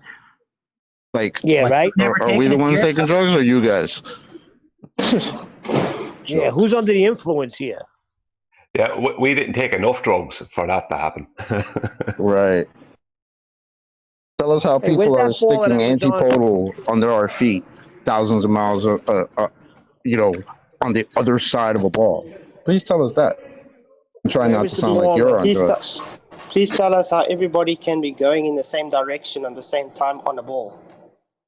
Well, I'm trying to get to that guy. There was a guy in the pre-show that had some questions. He was asking about what was that? Eclipses. I thought he was going to have something in the live show. Is he still around? Yeah, he's right there. Yeah, I am here. Yeah, I am here. I'm here. Sorry. Yeah. Well, what have you got, buddy? I mean, I have a question, but it seems it's too silly for us to Nathan, so I just kind of avoiding it and just listening to the discussion. That's it. You can ask. We don't mind answering. Okay, so so this might sound silly, and you may shout at me. So I'm just gonna put this out right there. So if Earth is flat, why are we just seeing beyond the curvature of the Earth, but not just too far? Like if I live in US, I should have seen the Eiffel Tower in Paris. Like why am I not like I know this is far beyond the curvature of the Earth, but if Earth is really flat, why are we not seeing the Eiffel Tower? Too small. Have you ever Do you heard think you have unlimited line of sight? Too small. Oh, for what? You understand things get smaller the further away you get from them, right? Yeah, yeah. Right. Too small. So You know what once Right, and so you. I mean, we are seeing stars and moon, which are like hundreds of kilometers away from us. Are they? Or miles. Are they? Hold How on. do you know that? Yes. Are they? We don't know that. Because on an eclipse day, me and my friend had a telescope, and we have seen moon, which is really far, and we have seen which is close to us. At least moon, not the stars, but we have seen moon, which is at least like 23,000 miles from here. Why? Because you say so. But Can I Paris take this? is just like 4,000 miles. Yeah, on flat. Sorry, feel free. Sorry. Okay. If it's so far, then why is it with my iPhone 6 I can zoom into the moon? What? I can use my iPhone 6 and I can zoom onto the moon. If it's so far, how do I get that right? I mean, you can zoom on to the moon with your iPhone. Yes, you can, but you won't get as much clarity as you watch in a telescope. But my iPhone can't zoom a mountain that's 2 kilometers away. How's that work? I mean, see, Trying to if say I the use the moon is same not as far telescope as that I you think saw, it is. Okay, look, you gave us a number. You understand? You gave us a distance. Do you know how you've got that number? the distance between the Earth and Moon. Yeah, you just assumed it. You threw in that it was that distance. Do you know how you've got that number, though? They predicted it. The astronomers years ago, they predicted it. Sorry, we're talking about measuring things. Predicted? No, you don't make predictions about. You measure things. That's how you measure distance with a tape measure. You can measure things. You know how to measure. That's not a prediction. Yeah, I know. Okay, so where'd you get that distance? You're assuming it's a very far away thing, and you're saying, well, I can see that. Even though your original question was, why can't I see the Eiffel Tower? We answered, it's too small. Now, can we just cover that first before we move on to where you've got your moon distance? We know where you've got that distance from. It would seem you don't. I'm being honest. I didn't find the distance between Earth and Moon. I looked it on the internet. I'm being honest about that. But if Earth is like flat, how flat is the Earth? Stop asking us questions. Don't scattergun us. So let's get some concessions. First and foremost, you asked about why we can't see the Eiffel Tower, and you assumed it was behind a curve of the Earth. You made that declaration as part of your question. Then we answered, it's too small. Now I'm going to ask you, why would you assume that there's a curve of the Earth, a physical blockage between things that you see in the distance and yourself? Why would you assume that? because I don't see that far away. The things are too small. Do you think that's my... Let's try again. I'll try slower. First, concede what I say. Don't ignore it. Don't just assume your sphere edge has got in the way when we've answered your question about the Eiffel Tower. Why can't I see it? It is too small. Do you understand that things get smaller as you get further away from them, eventually becoming too small to see, like the Eiffel Tower at a distance? It's not automatically behind a physical Earth curve edge that boats fall over. That's absurd. I'm telling you, not asking. It gets too small to see. Do you understand and concede this so we can move on? Not ignore it. That Eiffel Tower is too small. But what about a Mount Everest? It's the largest also spot can on the get entire too Earth. small to see. Do you understand that it doesn't just apply to the Eiffel Tower now? It seems that I've got to take baby steps with you. Not only the Eiffel Tower, but anything you look at gets smaller as it gets further away. We could list everything. We could go through all sorts of buildings and mountains and structures, but we just prefer you understood and conceded at this stage that things can get too small to see. How long is this going to take? None at all. Thank you for answering the question. I'm done. You haven't. So it's just ask us something and then bugger off when we ask you something. So no concession, no I understand. You asked us a question that we've answered and you've not replied to that. Why doesn't the Eiffel Tower get behind Earth curve? Oh, well, Earth curve's an assumption that would require physical geometry, and we debunked that with the Black Swan. So your declaration that it would somehow be behind Earth curve, we've debunked that. Now, obviously, you're not in the slightest bit interested in responding to anything I've got to say, only in asking us questions and then running away when we ask you something. So do you understand that the Eiffel Tower gets too small to see? The same would apply to a mountain or anything else you describe. It's not going behind a physical edge that boats fall over. That's your globe Earth edge physical horizon. That's not happening. Maybe just not respond to anything I've said? Too difficult to talk to Nathan, right? Yeah, you're shouting, that's why. I'm not shouting, this is my normal tone. This is how I talk. You said you don't interrupt, so I'm not interrupting. So when you're finished, then I'll talk. Okay. And I agree with you. Things get too short when you're too far. I get it. Excellent. I get it. So not going over a presumed sphere edge. Boats aren't falling over an edge of the globe. Just getting too small to see. You've just told me that you won't interrupt, so now you're continually bloody interrupting me. You don't have to nod along while I'm talking, saying yes, yes, yes. That cuts my line. Thank you. So boats are not going over a sphere edge horizon. This physical geometric sphere edge you think boats go over and blocks things like the Eiffel Tower? They just get too small to see. They converge at the horizon. It's a convergence point. It's not a physical sphere edge that you assumed. Can we get a concession on that too? Maybe debate about it. Yes, so according to you, how tall should a thing should be so you can see it from any distance? How tall, according to you, it should be to see the other corner of the planet? How tall something's got to be to see it forever?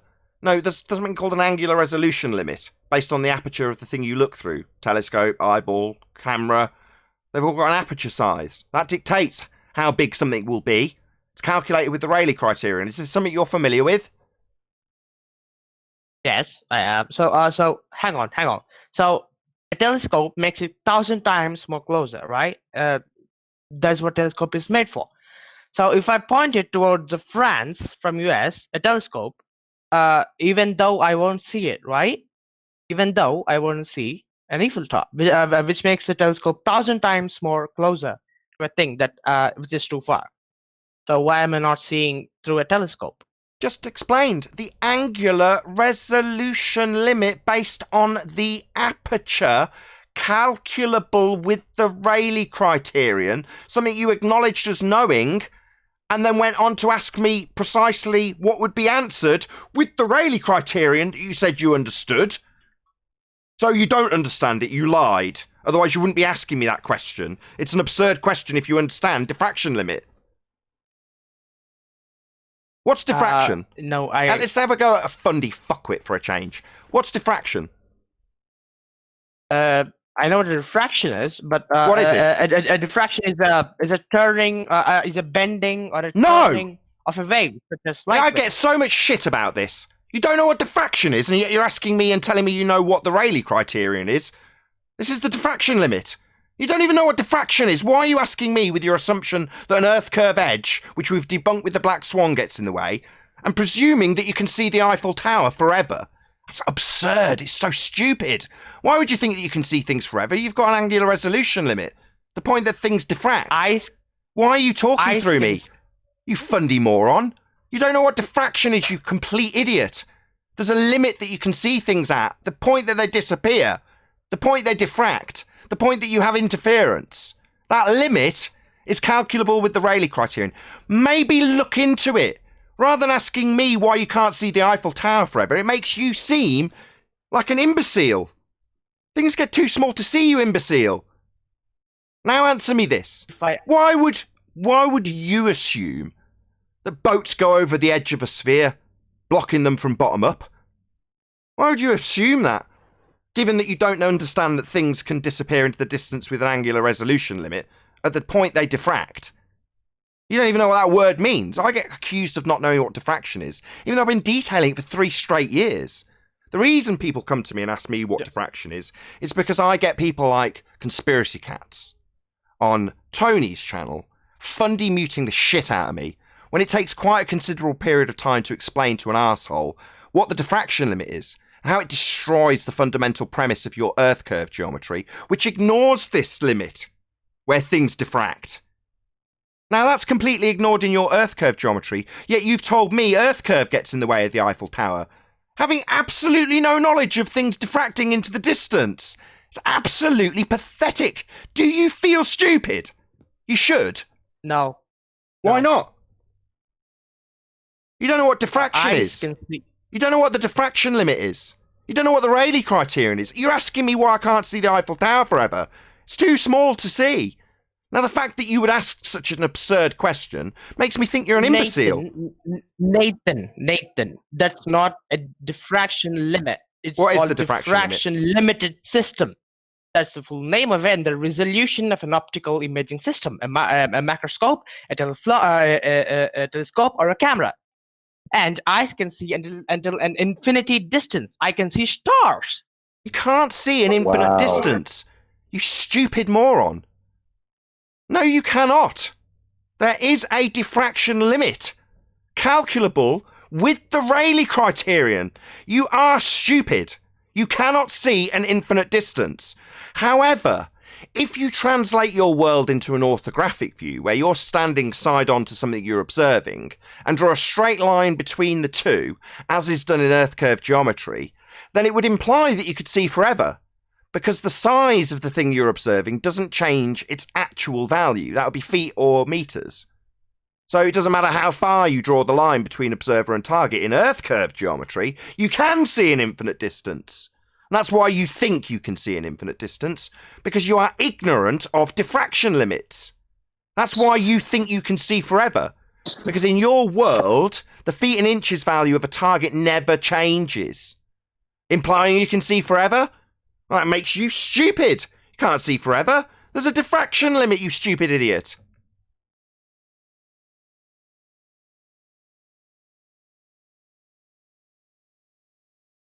No? No response? Were you unaware of this limit you lied about? Rayleigh criterion? I mean, I've heard about refraction, but I never heard of diffraction. Yes, you asked me if it was light bending. You haven't got the slightest clue what these words mean. You are the kind of person that asks me why you can't see the Eiffel Tower forever. Like, literally, that is so stupid.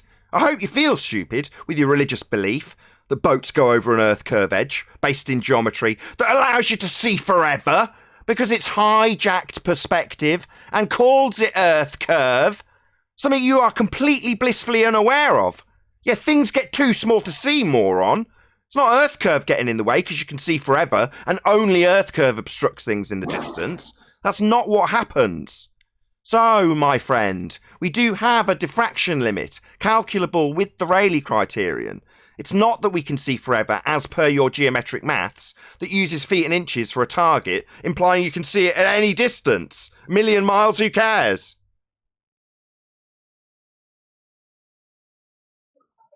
If you look down, do you still see the people? Flatzoid, please can you not talk through me? My friend, you are completely blissfully unaware of diffraction limits, Rayleigh criterion, things getting too small to see. Why are you even here asking me questions about why you can't see things? That's stupid. Why ask me why you can't see the Eiffel Tower forever? That's a stupid question. That only somebody who believes they're on a sphere and can see forever because their maths takes place in orthographic view would ask that. Just because you're blissfully unaware of this thing called perspective. Perspective. You're talking about perspective. I get it. Good. I don't ask stupid questions about why you can't see the Eiffel Tower forever. We've got perspective. Your curve maths thinks you can see forever because it's hijacked that effect and called it Earth curve. With that, I'll say if you are watching this on either Nathan Oakley or Nathan Oakley 1980 premiering streams, then stay tuned as there will be an after show to follow. Unfortunately, if you are watching this live, this is where we bid you farewell. A huge, massive, enormous thank you to all of you who smashed the super chat, liked, commented, shared, subscribed, and all that good stuff. Be sure to check out nathanoakley.com and the Flat Earth Debate Forum to keep up to date with the community debate. Once again, stay tuned if you're watching on either premiering stream. I've been Nathan Oakley, and I'll see you all in the next video.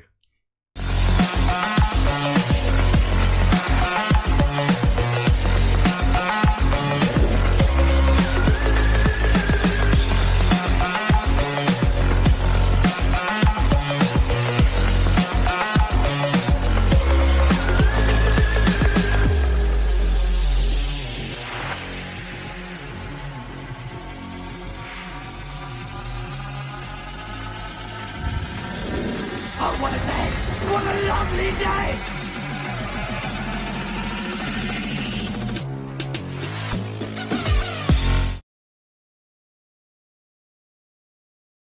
People. Actually, if I could interject here, if you never came on to this show and debated the subject, and you were just somewhere in the world looking at something, the further you got away with it, what would your natural inclination be as to what was happening? That's too small to see now. Thank you very much. End of story. That's why I like when Nathan. Yeah, but that's the flip. You get it? That once you're aware of this topic, now it's like, oh, wait a minute. I should be able to see things forever because it's not a ball, right? So that's the flip point where you have to now something they know that's just automatic. Now all of a sudden it's a question, right? Well, say level the right is way. curved. You ask anybody on the street, is level curved? They're just going to look at you like you got three heads until they get into this argument. Go ahead, my bad. No, you're good. I want to stay on it with you. I think you brought up a good point. So let's say the further you and I take a trip to a mountain to ski, and now we're headed back and we're looking at another mountain that's not visible. But as we drive closer to it, it's small, it gets a little bigger and bigger. So if you were a baller, you would say what? That I'm seeing it because it's in front of Earth curve? And when I wasn't seeing it, it was behind Earth curve? Right, you would say, I'm seeing little bits of it and finally all of it because it's in front of Earth curve, and I'm not seeing it at all because it's behind Earth curve. That's what a baller would say, right? Yeah, pretty much. Okay, now a flat earther would say, hey, the only reason we're not seeing it and we live on the plane is because it's too small to see. Yeah, it's pretty simple. That's why I like when Nathan uses the brick analogy.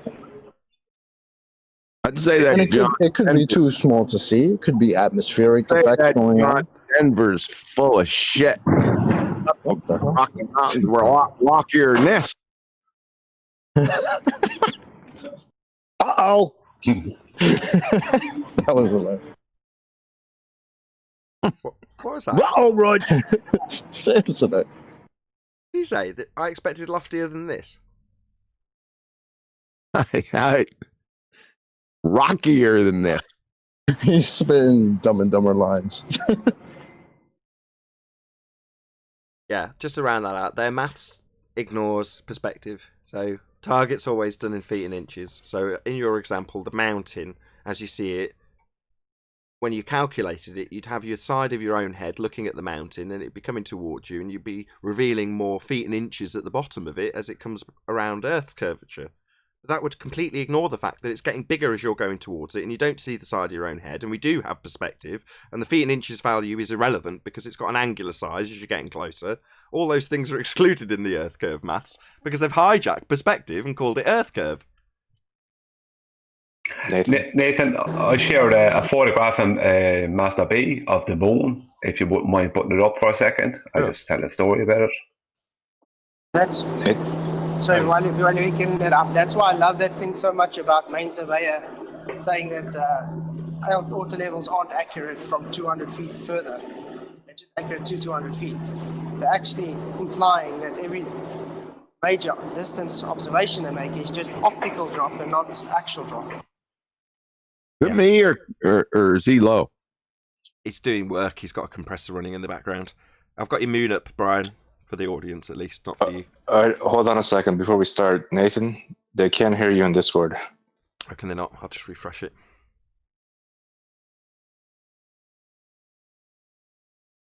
Check.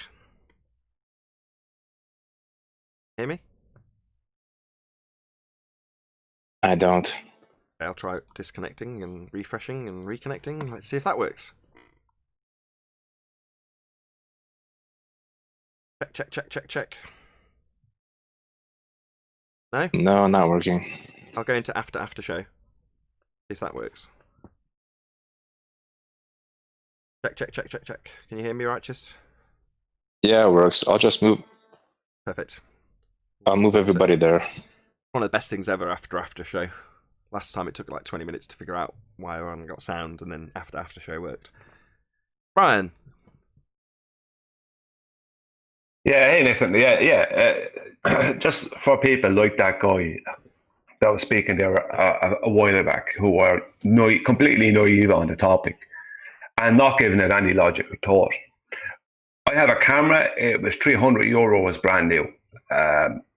It's called a Panasonic Lumix FZ82.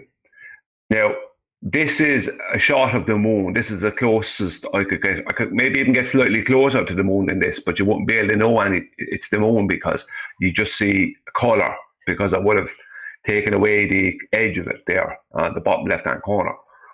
So I got that close to the moon with that camera. So if I could get that close to the moon, it's supposed to be, in their belief, for this guy, in this guy's belief, is like 240 or whatever, 1,000 miles away. He's scared of telling us about refraction, I think. Diffraction, sorry. I on Rumpus, no one speaking to you. If I could get that close to the moon, they're supposed to be 240,000 miles away with a €300 camera. You know, I'm actually getting closer there than all these often supposed official photographs from like the likes of NASA and that. So €300 camera got me that close to the moon. What on earth are you talking about? What do you mean get closer? Do you mean say you have a bigger zoom on your camera? You don't get closer to it. You zoom in more. You have a bigger magnification, bigger zoom. What are you talking about getting closer? Of course, I'm speaking about zoom. Now shut up. Right, well, no one who's got a brain cell talks about getting closer. If you're talking about cameras, you're talking about the zoom factor. I'm visually closer to it. Are you happy now, Rumpus? If you knew anything about cameras, you wouldn't be using that sort of technology. Rumpus, you're a moron anyway. You got no status. Rumpus. Ron, how many observations are on your channel? None. Of the moon? Exactly. Well, shut up. Well, that doesn't mean they haven't done it. It means that you're always talking but never you know doing. Nothing about cameras. Do your canal test and shut up. Whether I've got an observation on my channel is irrelevant to the fact you know nothing about cameras. Yeah, you know everything except for you never do anything. I know you press the button on top and it goes. Well, click. I'm supposedly doing this test in the next few weeks anyway. This one that this optical drop. You want to see optical drop? Yeah, optical drop. Equations from Einstein. We're still waiting on those. Yeah. And your Polaris observation too. Yeah, That's the Polaris another one. observation too. Yeah. We got two yes, but you've got this outstanding strange things. idea. You've got this And where's strange this model idea of that yours? you've got this strange idea that you need to go to the North Pole to confirm the Polaris thing. No, you don't. You do not need to do that. You can determine said that the it, Polaris not thing us. is valid. That was your example. Yeah, you said it, not us. What do you mean we've got a strange idea? That was your example you challenged us to do and told us how easy it was. Yeah, it is easy. So you're simultaneously telling us. So it's not that strange then. Guys, hold on. That's actually Guys, not hello. correct. That's actually not correct. Sorry. You're simultaneously telling us that it's both really easy for you to demand that we do it, but then we say, okay, go and do it then yourself. You say we don't need to do it. No, I didn't say that. No, listen to what I'm saying. You do not need to go to the North Pole. Well, that's good. When you challenged us to get these measurements of the Polaris, then we said, okay, well, if it's derived from the North Pole measurement, then we'd need the North Pole measurement. You were telling us to get it, and we were pointing out that we'd need that North Pole measurement. Now you're telling us it's not important, even though it's your example. Well, that makes no sense. I have never said you need to go to the North Pole. Good. Well, we don't need to. Good. Excellent. So how are we going to know that we're moving away from what would be 90 degrees at the North Pole then? How do we know that's happening if we don't get that? To the North Pole. You can How do we know that? validate the Polaris drop without going to the North Pole. You keep on saying the same thing. Yeah, I know, because I'm not being interrupted, over-talked all the time. So I'm just trying to get people to understand that you do not need to go to the North Pole. You can establish Yes, you with the do. Polaris That's drop my criterion. Go back and look at my criterion. Without going to the North Pole, you can establish the Polaris thing proves No, you can't. You're going to have to do that. Yeah, you've got to get the North Pole first, so we know how it's moving away from it based on that first position. You can't just say, well, I assume that if you were on your back looking at the North Star from the North Pole, that it would be directly above you. I assume that, and then as we move away from it, you can't make that assumption. You've got to establish that first. You don't need to do that. You made that up. You have made that up. You do not need to do that. It's a benchmark. It's a benchmark. You don't need to do it to prove the I don't care what you think. We have to have a benchmark. These are your claims. Well, yes, the Polaris demonstrates the curvature of the Earth. What I have never said that you need to go to the North Pole. I did. You can do it just by going a few hundred miles. Go back and look at the criterion. Hold on a second. Okay, you don't have that now, so we can move on. To do with the Rayleigh Let's go. criterion. You don't understand what that is. And tides on the Earth. Let's move there because you definitely don't have anything for Polaris. Let's try this one. No idea Rumpus, you've got to have a two-way conversation. Rumpus, you're not listening to any replies, just talking constantly. Well, I'm being over-talked, so I can't hear if you're over-talking me. You carry on. You're telling us. Shut up! Then shut up, and you're here. Yeah, but I'm not being allowed to get a sentence out. Shut up! You don't have anything for Polaris. If we right? turn, keep doing it, Rumpus. I've got no choice but to kick you out. Second claim. Yeah, if you keep doing it, just got to kick you out. Got no choice. Okay, well, I mean, you don't over-talk me then. Rumpus, just calm down, man. It's not that serious. Calm down and try to have a convo. Okay. Someone was asking. I think Nathan was asking me a question. So go ahead. Sure. You do need Polaris because if you're saying that you're deriving it from a 90-degree at Polaris when you're at the North Pole, that's still an assumption unless you establish it as. You don't need to go to 90 degrees at the North Pole. You're talking through me, QE. You said moments earlier that I shouldn't talk through you, and yet you're immediately doing it. So it's time for you to leave then, Rumpus, because you're unreasonable, aren't you? You can't have a conversation that's two-way. You asked me to state my position. I tried to. Now you're talking through me immediately.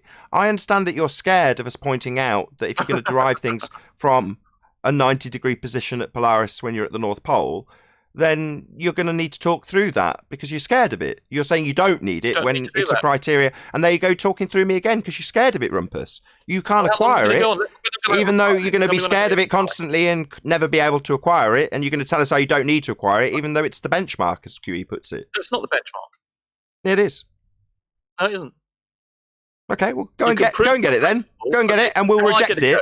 Okay. Can I reply? You can go and get it. Have you got it? Have you got it to show us? Okay, show us. We'll see it without Polaris. Show us. 20 seconds. Can Show I have us. 20 seconds to reply to your point? I haven't quite finished. If you let me finish, I'll give you 20 seconds. If you let me finish, I'll give you 20 seconds. If you let me finish, I'll give you 20 seconds. If you let me finish, I'll give you 20 seconds. If you let me ever finish, you're scared of this. You're scared of this. You're scared of this. Scaredy cat. I'll rumpus you non-stop. Then I'll just kick you out because you're a total dick. That's what it descends into every time we talk to Rumpus. He insists that he's going to get his chance to speak. No, you're ignoring us. It's a simple fact. So, fuck off. You're not going to destroy my show. Ever. That's the best thing you did today. Why did he feel the need to assassinate the moon photograph? Because that's what he came in. Yeah, they've assumed the distance to it based on an R value and Christian Huygens. So, that's where I'd pummel them in terms of, well, how do you know it's that distance? How far away is it? Where have you got these values from? And they haven't. The fact that you can zoom in on it doesn't tell me anything about it. Maybe you can assert that it disproves their distance to the moon. I'm sure they could get around that mathematically. No, the point I was making about it was that you go to some of the more official sites, let's say NASA and other places, observatories and stuff like that, and you won't be shown anything better. And they're supposed to have these unbelievable telescopes. Yet when it comes to a €300 camera, I can get that.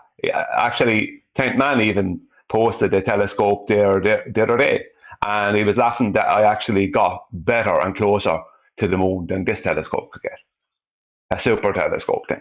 It's like we have all the super equipment, but yet we can only show you the same thing as a €300 camera. How far away is it? No idea. My son does the same thing, though. He says we could see the moon by just looking at it, and we could see stars, but we can't see Paris. I get the same thing from my 17-year-old. I got that from Rory. Rory, Nathan, the South African channel, the painter perspective guy. He said, try walking into a camera store and saying, I got an object that's 250,000 miles away. Do you have a telephoto zoom that I could get that? He said they would laugh you out. Yeah, I used to work in a camera shop.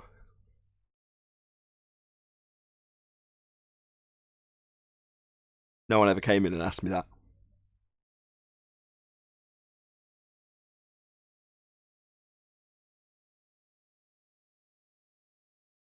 How did you feel about the cameras? And did you have any beliefs about them?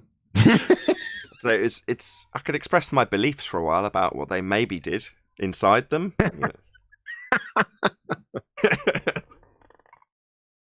I love that show, by the way. Loved it. One of my favourite things ever, just before we can move off cameras, right? Because I was fairly competent with cameras when I was flogging them. You had to be to sell them. And a few years later, maybe 5 or 6 years later, I'd actually got the job that I wanted, which is a rep. And I was travelling around the world. I was in Canada, and this guy had bought a telephoto lens. And the reason he bought the camera was to take pictures of hi-fi equipment. And I looked through his camera pictures, and he's like 30 yards away from a stylus taking a picture with this camera. I'm like, man, you bought the wrong camera. And he's like, well, it's good. It's got a really big lens on it. I'm like, no. He's like, well, what's it for? Now, at the time, we were probably 30 stories up in this skyscraper, right? And I grabbed the camera off him and just pointed it out the window, and there was a plane that was just coming past a building in the distance. And I pointed the camera at the plane, held the shutter halfway down so it focused on the plane, moved the camera a few degrees so it had the building, pressed the camera again to focus the building, and then took the picture and just handed it back to him. And he looked at it and he pissed himself. He's like, my God, that's an amazing picture.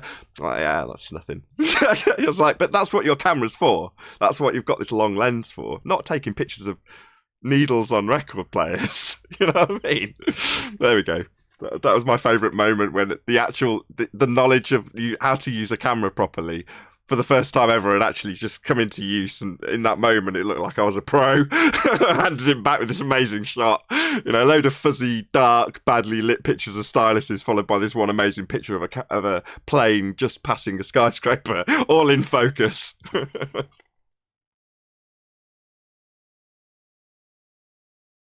I know why Rumpus came in.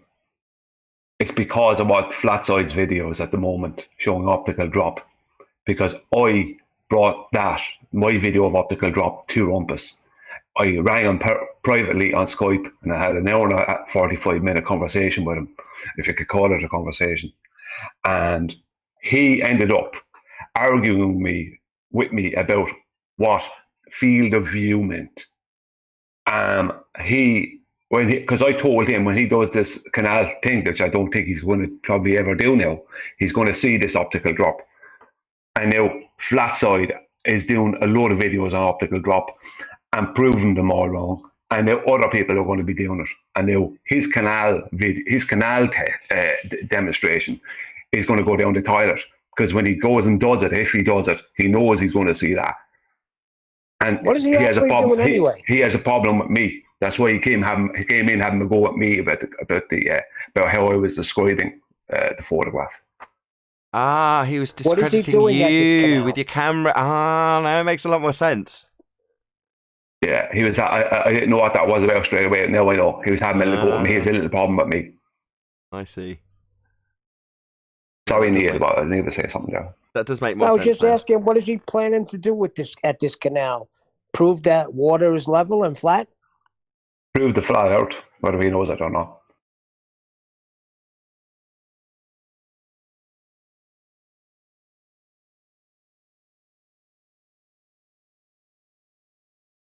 I'm looking for Flatside's video. I've not seen the most recent one, but I did see the thumbnail for it, Flatside.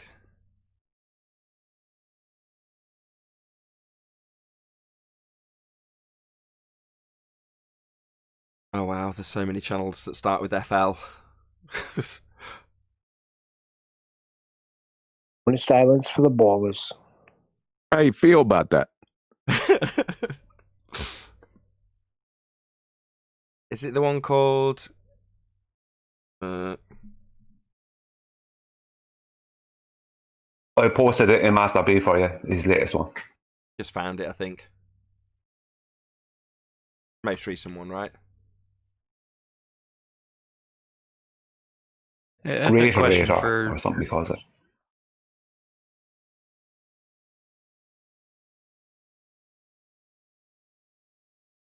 Hey, has it got sound or is it just music? I don't want to risk it if it's just music.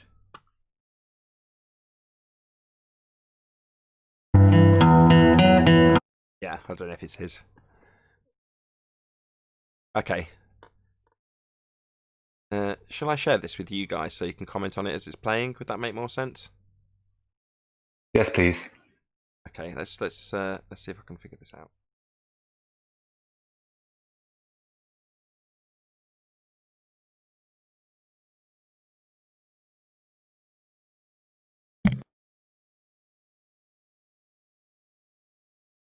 Share screen. What do I want to share?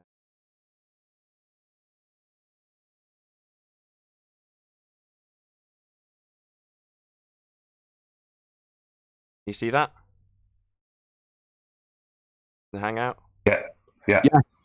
You Flatside, yeah? Yeah, I got it.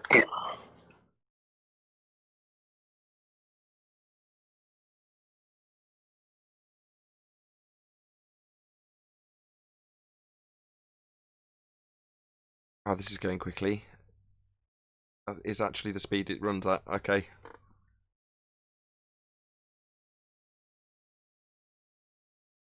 I'll show you the floor is level.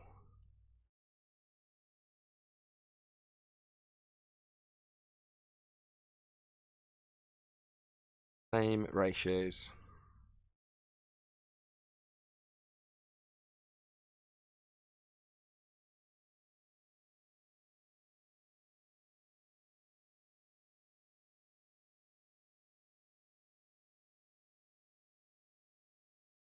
Flatside's still here. He's obviously spraying something.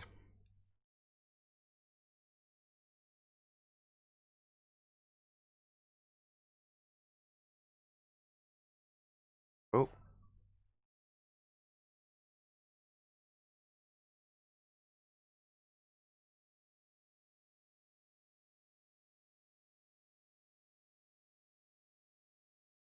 Very thorough.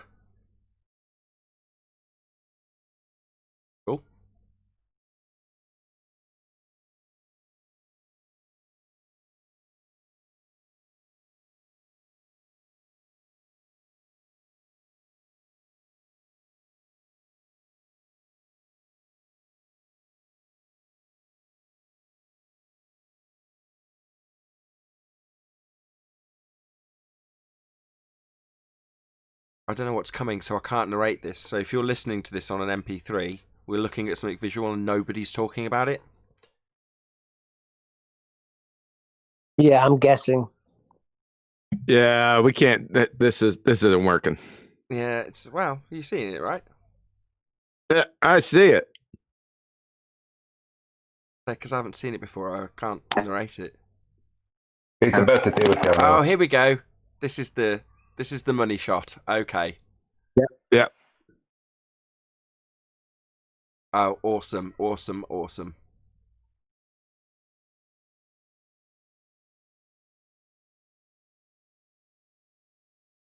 Jesse Kozlowski, are you watching this? And the main surveyor, you getting this? My word. That's so cool.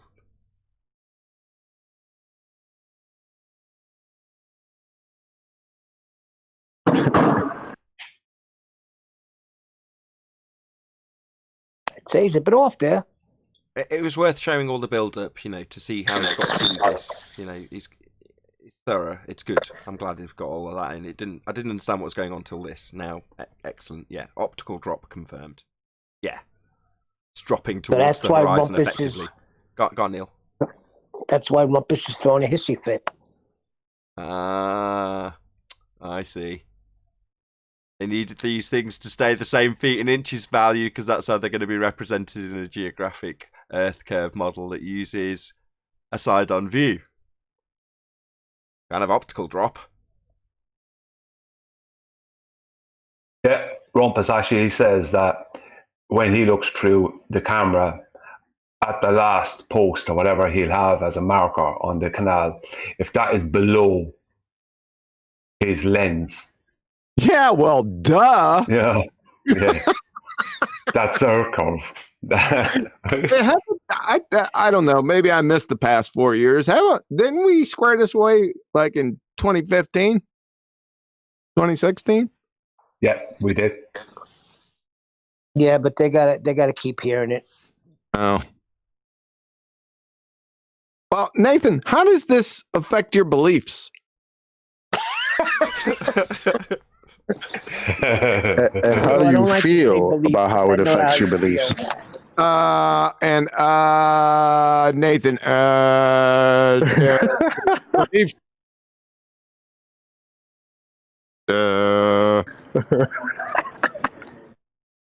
Rudy. Beliefs. Do you have the beliefs in the mathematics and your beliefs and how does it affect those? I don't like say. I know you don't like beliefs. He even thanked me for giving me his beliefs at the end.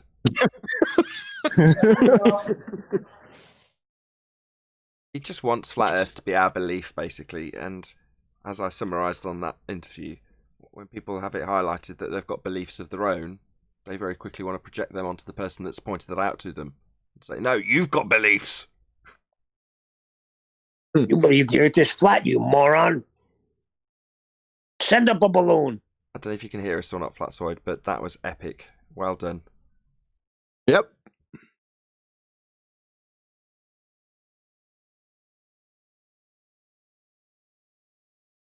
Yeah, I'm sorry for the audience who got a load of dead air during that. It's just, I didn't know where the video was going, but it was pretty obvious if you're watching and listening that, yeah, things drop towards the horizon, they get smaller into the distance, shock horror, but we have to literally spell it out with an observation, a demonstration of that caliber to make the obvious glaringly obvious with a demonstration of something that you all know implicitly as you move away from something.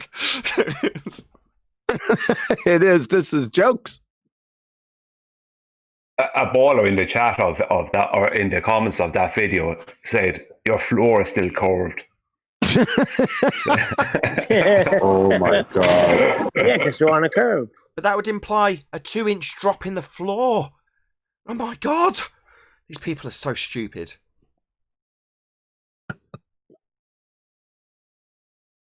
That's the level that we're at now, folks. Well, the curve that we're at.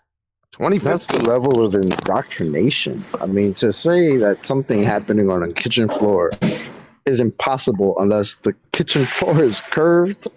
I mean, you just, oh boy.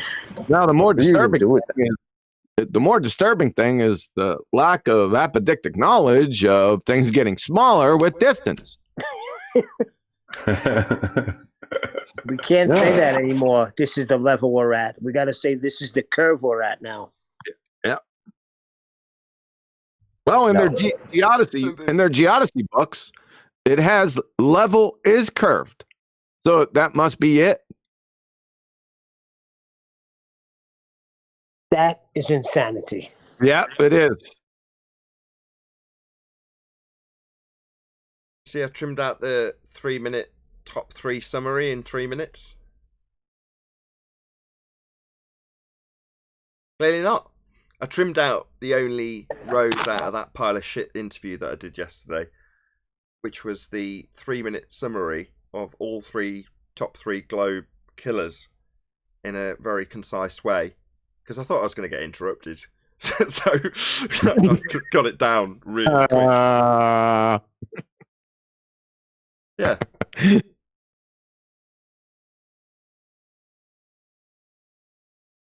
He was all right. When did you do that interview? Say again? When did you do that? Yesterday, 20 minutes before it came out. Oh, really? No. I'm talking about the actual interview. Yeah, 20 minutes before it came out. Really? Yeah. Wow.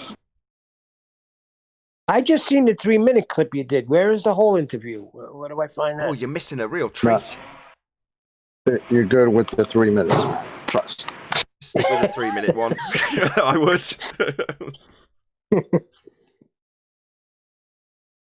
The other one's called Let's Talk Flat Earth. The guy asked Nathan a question for 10 minutes and then came back and asked him the same question that it took him another 25 minutes to ask him again. The problem he had was he wants me to have a belief in flat Earth. And when I pointed out that it wasn't, he couldn't quite figure out where to go. So he's got to ask the question over and over again, hoping that at the end of the next time he asks, it'll be, yeah, this is just my belief. I got it from my daddy. Yeah, that's why he was trying to place all those religious undertones over it, right? Like, oh, I know people have these religious beliefs, and so how did you get into this belief? Did it have to do with religion? And then he broke it down to him, like, no, I told you before that I heard flat Earth, and that's what it was. That's it. Like, nah, it has to be some sort of belief for you. Like, wow, okay. See, that causes a short circuit. When they realize that they have the beliefs. Religious. And then, in the beginning, I was laughing because he was giving his ambiguous response about his learning in science and math, and I was sitting back here, oh, shit, boy. Get ready for the shitstorm. Yeah, I know. I went back to his... I don't know if this guy's ready for this. Hey, can you hook me up with an interview, man? Let me have a shot at it. You want a shot at the title? I went back to thank him because I couldn't find the video because he'd obviously had it private. It didn't actually go out live, but then he released it. And I went in to say thank you for having me. And instead, I find him interacting with the ball of trolls, saying he didn't understand science. I'm like, what the fuck? So I'm like, you didn't give me any science. And don't talk about, what was it he said? Scientific methodology. This is what he was telling the trolls. He doesn't understand scientific methodology. I'm like, hello? You didn't give me any. Wow. When was this? Yesterday. On his channel? Yeah. I don't know why I said yes to him. Somebody just must have caught me at a moment. That guy just caught me at that right moment when I was in a very good mood. Maybe I just got laid. Who knows? But he asked me, and I was like, yeah, of course. I'll do it to you. Right. Well, isn't that a very effective baseline baller tactic? You don't understand. You got it wrong. Let's move on to something else. Yeah.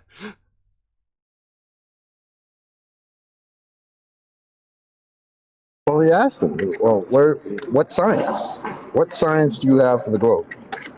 right? After the science and mathematics that he had to square off. Science isn't math. Math isn't science. And I think that guy had a hard enough time coming to terms with that before realizing Nathan was asking him, well, where's your science? What science do you have? Yeah, but he gave me some. You haven't provided it. Do you remember what he gave me? Yeah, if anything, science matters.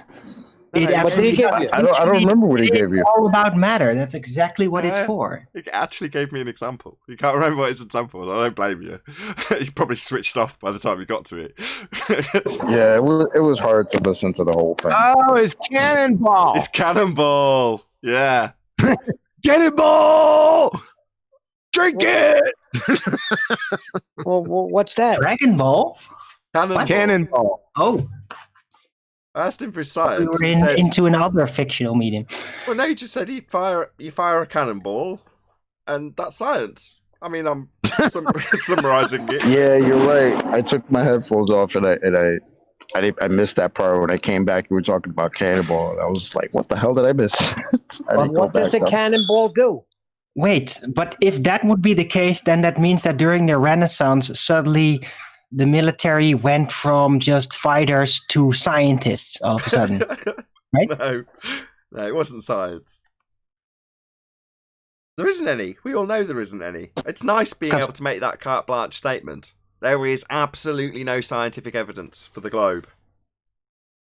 What, are you saying cannoneers are not scientists? What was not even a scientific They have question. to calculate the path of their projectile. That makes them a scientist, right? Calculate?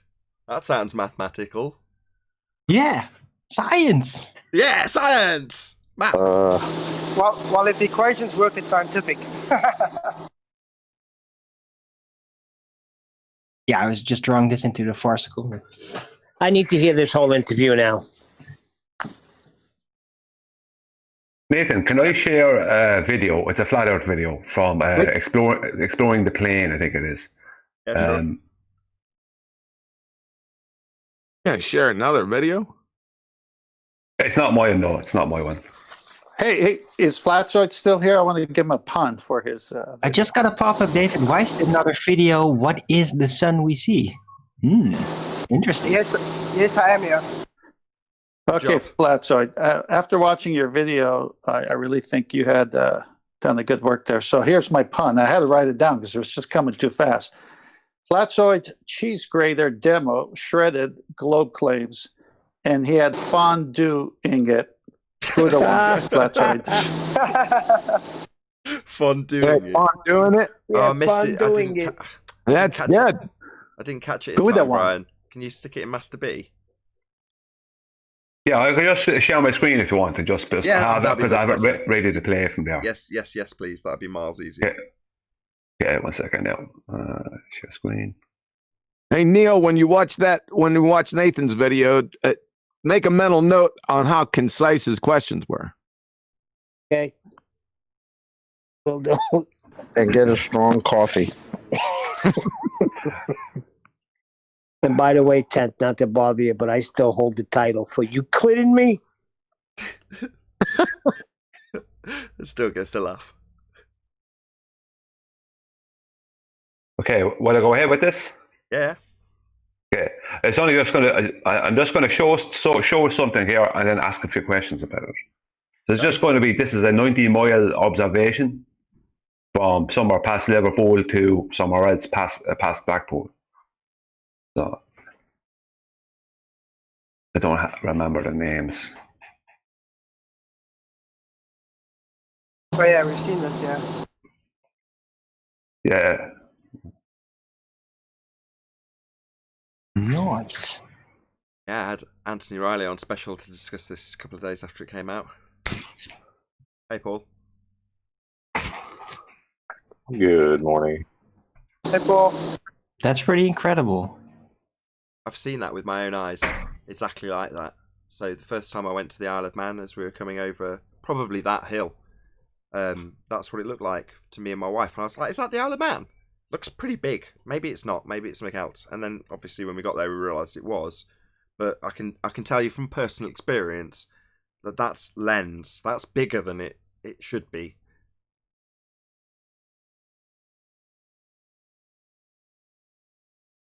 Okay, I've shown enough of it now, yeah? Do you want to see these few photographs before I finish?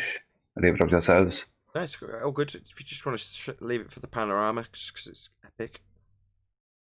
Yeah. Cool. Okay. Now, the reason I wanted to do that, show that, I'm just going to unshare my screen now, is if you're using the IR filter in the camera, you might know, as you worked with cameras, Nathan, if you're using an IR filter in the camera, you're looking through atmosphere that you normally can't see through. The best example I ever saw of it was of Jay Tolan Media's when he used his P900 looking across from Point Dume in Malibu to Los Angeles. And there was just suddenly this wall past Los Angeles. There was just this wall of atmosphere. Then he changed to the IR filter, and he could see all the way to Mount San Jacinto, and maybe further if Mount San Jacinto wasn't there. So if you were taking away the atmosphere, would that mean that you also are negating all refraction? Or would the same refractive effects still be there, even with that? I think the same refractive effects would be there. If it's refracting any wavelength of light, it's going to be refracting all of them. But I would just be guessing. So I don't know is my honest answer, but I would imagine, yeah, if there's going to be any atmospheric refraction, do they call atmospheric refraction terrestrial refraction, or is it the other way around? No, it is right. Refraction in the atmosphere. I would assume it would also translate directly to IR, but I don't know. Yeah, the reason I'm asking, and I'd like to find out, is I've been thinking about this, and I first thought about it when I saw Jay Tolan Media's video in 2017, is that if you're looking through atmosphere, the atmosphere is part of the reason why there's refraction. But if you're taking that away, are you possibly negating a lot of refraction? So basically, it's a proof that what we're seeing is what we're actually seeing in a horizontal view. That the ballers could not use 7, not that they can use it, but they will try to use 7.6 refraction. They can't. Well, that makes a hell of a lot more sense than, oh, look, we got distortion, therefore we're seeing a horizon 10 times further than where the hell we're supposed to be seeing it. What you're saying makes a lot more sense. Yeah, I don't know for definite, so I can't make the claim. I'm just wondering, would that mean that we're actually just seeing that what we're seeing in horizontal? And if refraction is negated, I just think it's cutting out some of the clutter and crap of the stuff in the air, the debris, the particulate matter, as opposed to what you're calling the atmosphere.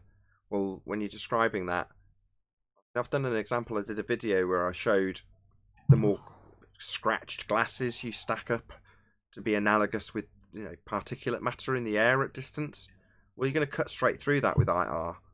But as for cutting through actual refraction, i.e. if there's a different layer of heat above that cold water, if that's going to cause the light to transition, it's just going to cause all of it to transition, I would assume.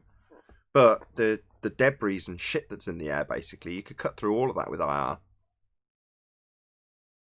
Okay, I don't know either myself. So what you're saying, we'll go along with, because we presume that would probably be happening. Go on. I can give an answer. I don't know 100% if it would be technically 100% accurate, but I think it's very close to it. And that is that if you're going to narrow down the specific spectrum of light, then it's going to have different influences. So a normal sight has a wide spectrum of light, everything within the visible range pretty much, because you're seeing in color. Well, all of those lights will have slightly different reactions to refraction. That makes it more blurred up of a soup on average closer by than a very narrow spectrum of light that will then reach further. Does that make any sense? Yeah, that makes sense. No, that's correct. Because the different lights have slightly different phasings and all that. No, shorter wavelengths are affected more by what the so-called quote unquote refraction. So IR would be more affected then. It should be. because it's only very specific frequency. So it's not going to be diffusing as much along the way by the refraction effects of the material it's going through. See? I don't know if that's necessarily Different true. types of light. I don't know if that's true. Well, I'm saying it. I think it might be true. I think it could be tested. We should ask. Do you want to? I just want to raise my objection. The reason the reason I want to raise the objection is because it's contrasted directly with the type of the way a wave would work. There's no other way I can describe this. So it's translatable into sound waves when you describe it in that way, and I just don't know if light actually behaves that way or not. I don't think so. I know it's not a wave, but I'm just saying to make that description pan out, I should say, you've got to reify light into a physical wave to have it do that. No, you don't. Okay. You can also conceive it as infinitely divisible beams, which would be, still particles, but not with a minimum size. And hey, whether you're going to die on that hill or not, it would hand out a lot more explanation as to what's going on without presupposing falsely that light is a wave. I wouldn't die on that hill if I were you. You'd die quick. Who? No, because it's still here. It's still not been refuted, all my arguments. Oh, yeah, it has been refuted.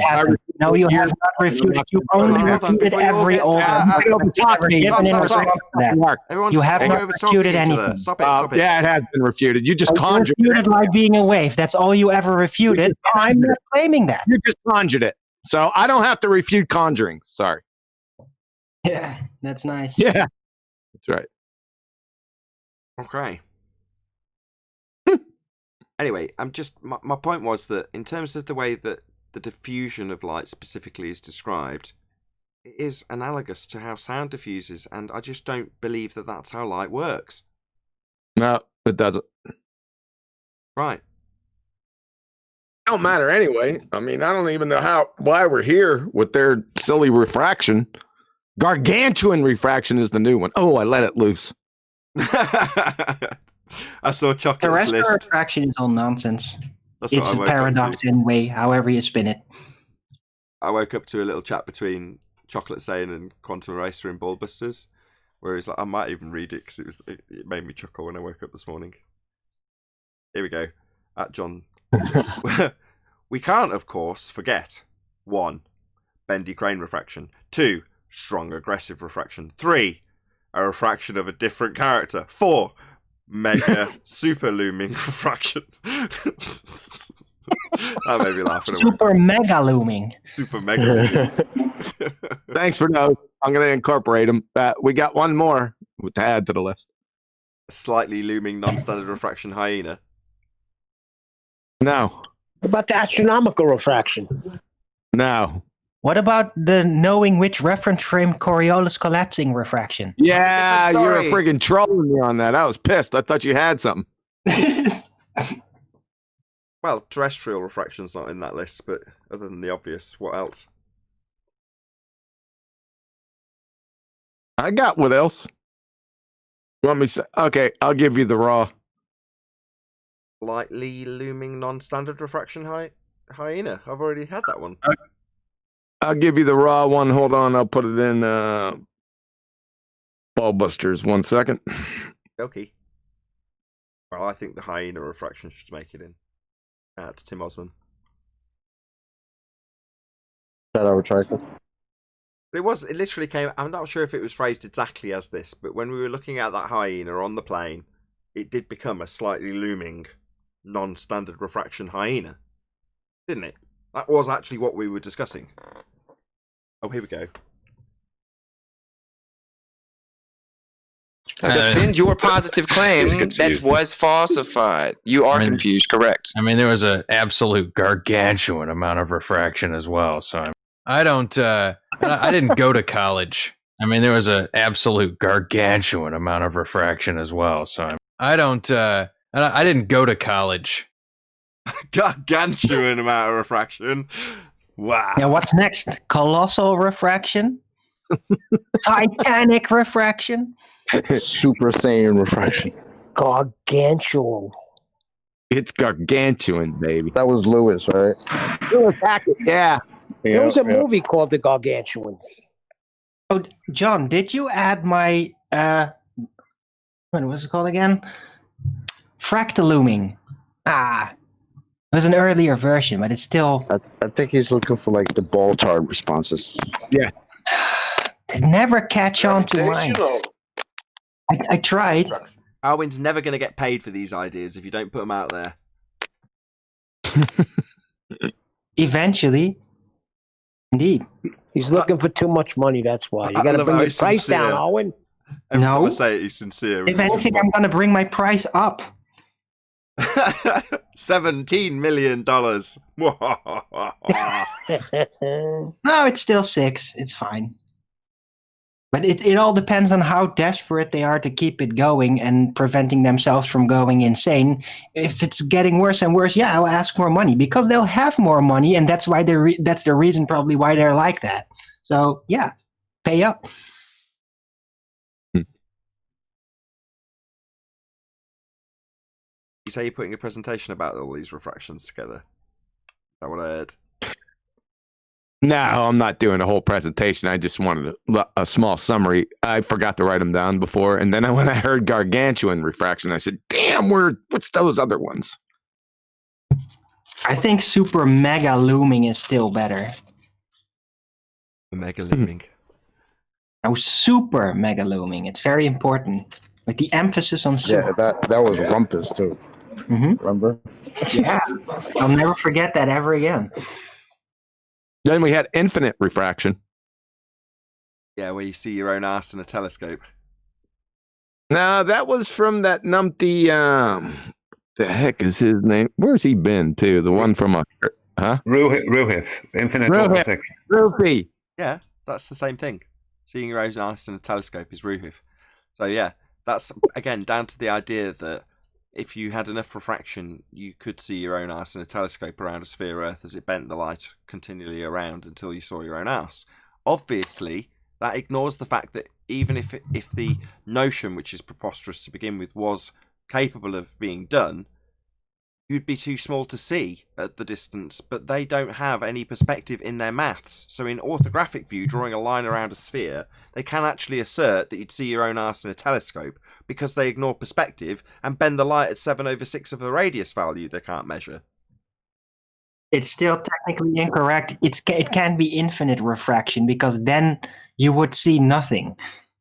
Because the refraction is all about the bending. So if it's infinite, then infinite amount of bending, you're gonna looking at an inward spiral, basically. That's not so very nice, infinite refraction, but that's not gonna work out.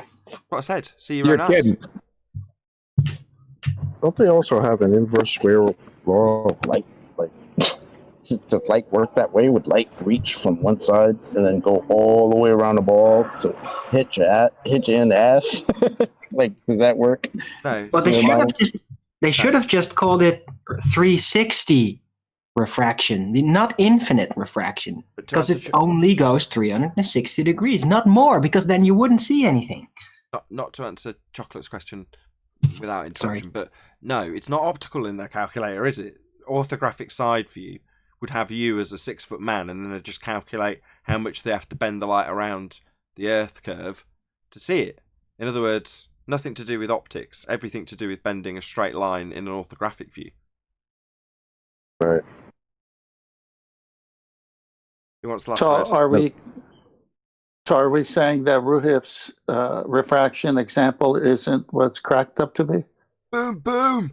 And with that, I'm going to say a huge, massive, enormous thank you to all of you who tuned in on either Nathan Oakley 1980 or Nathan Oakley Premiering streams for hopefully smashing the super chat, liking, commenting, sharing, subscribing, and all that good stuff. I've been Nathan Oakley, and I'll see you all in the next video.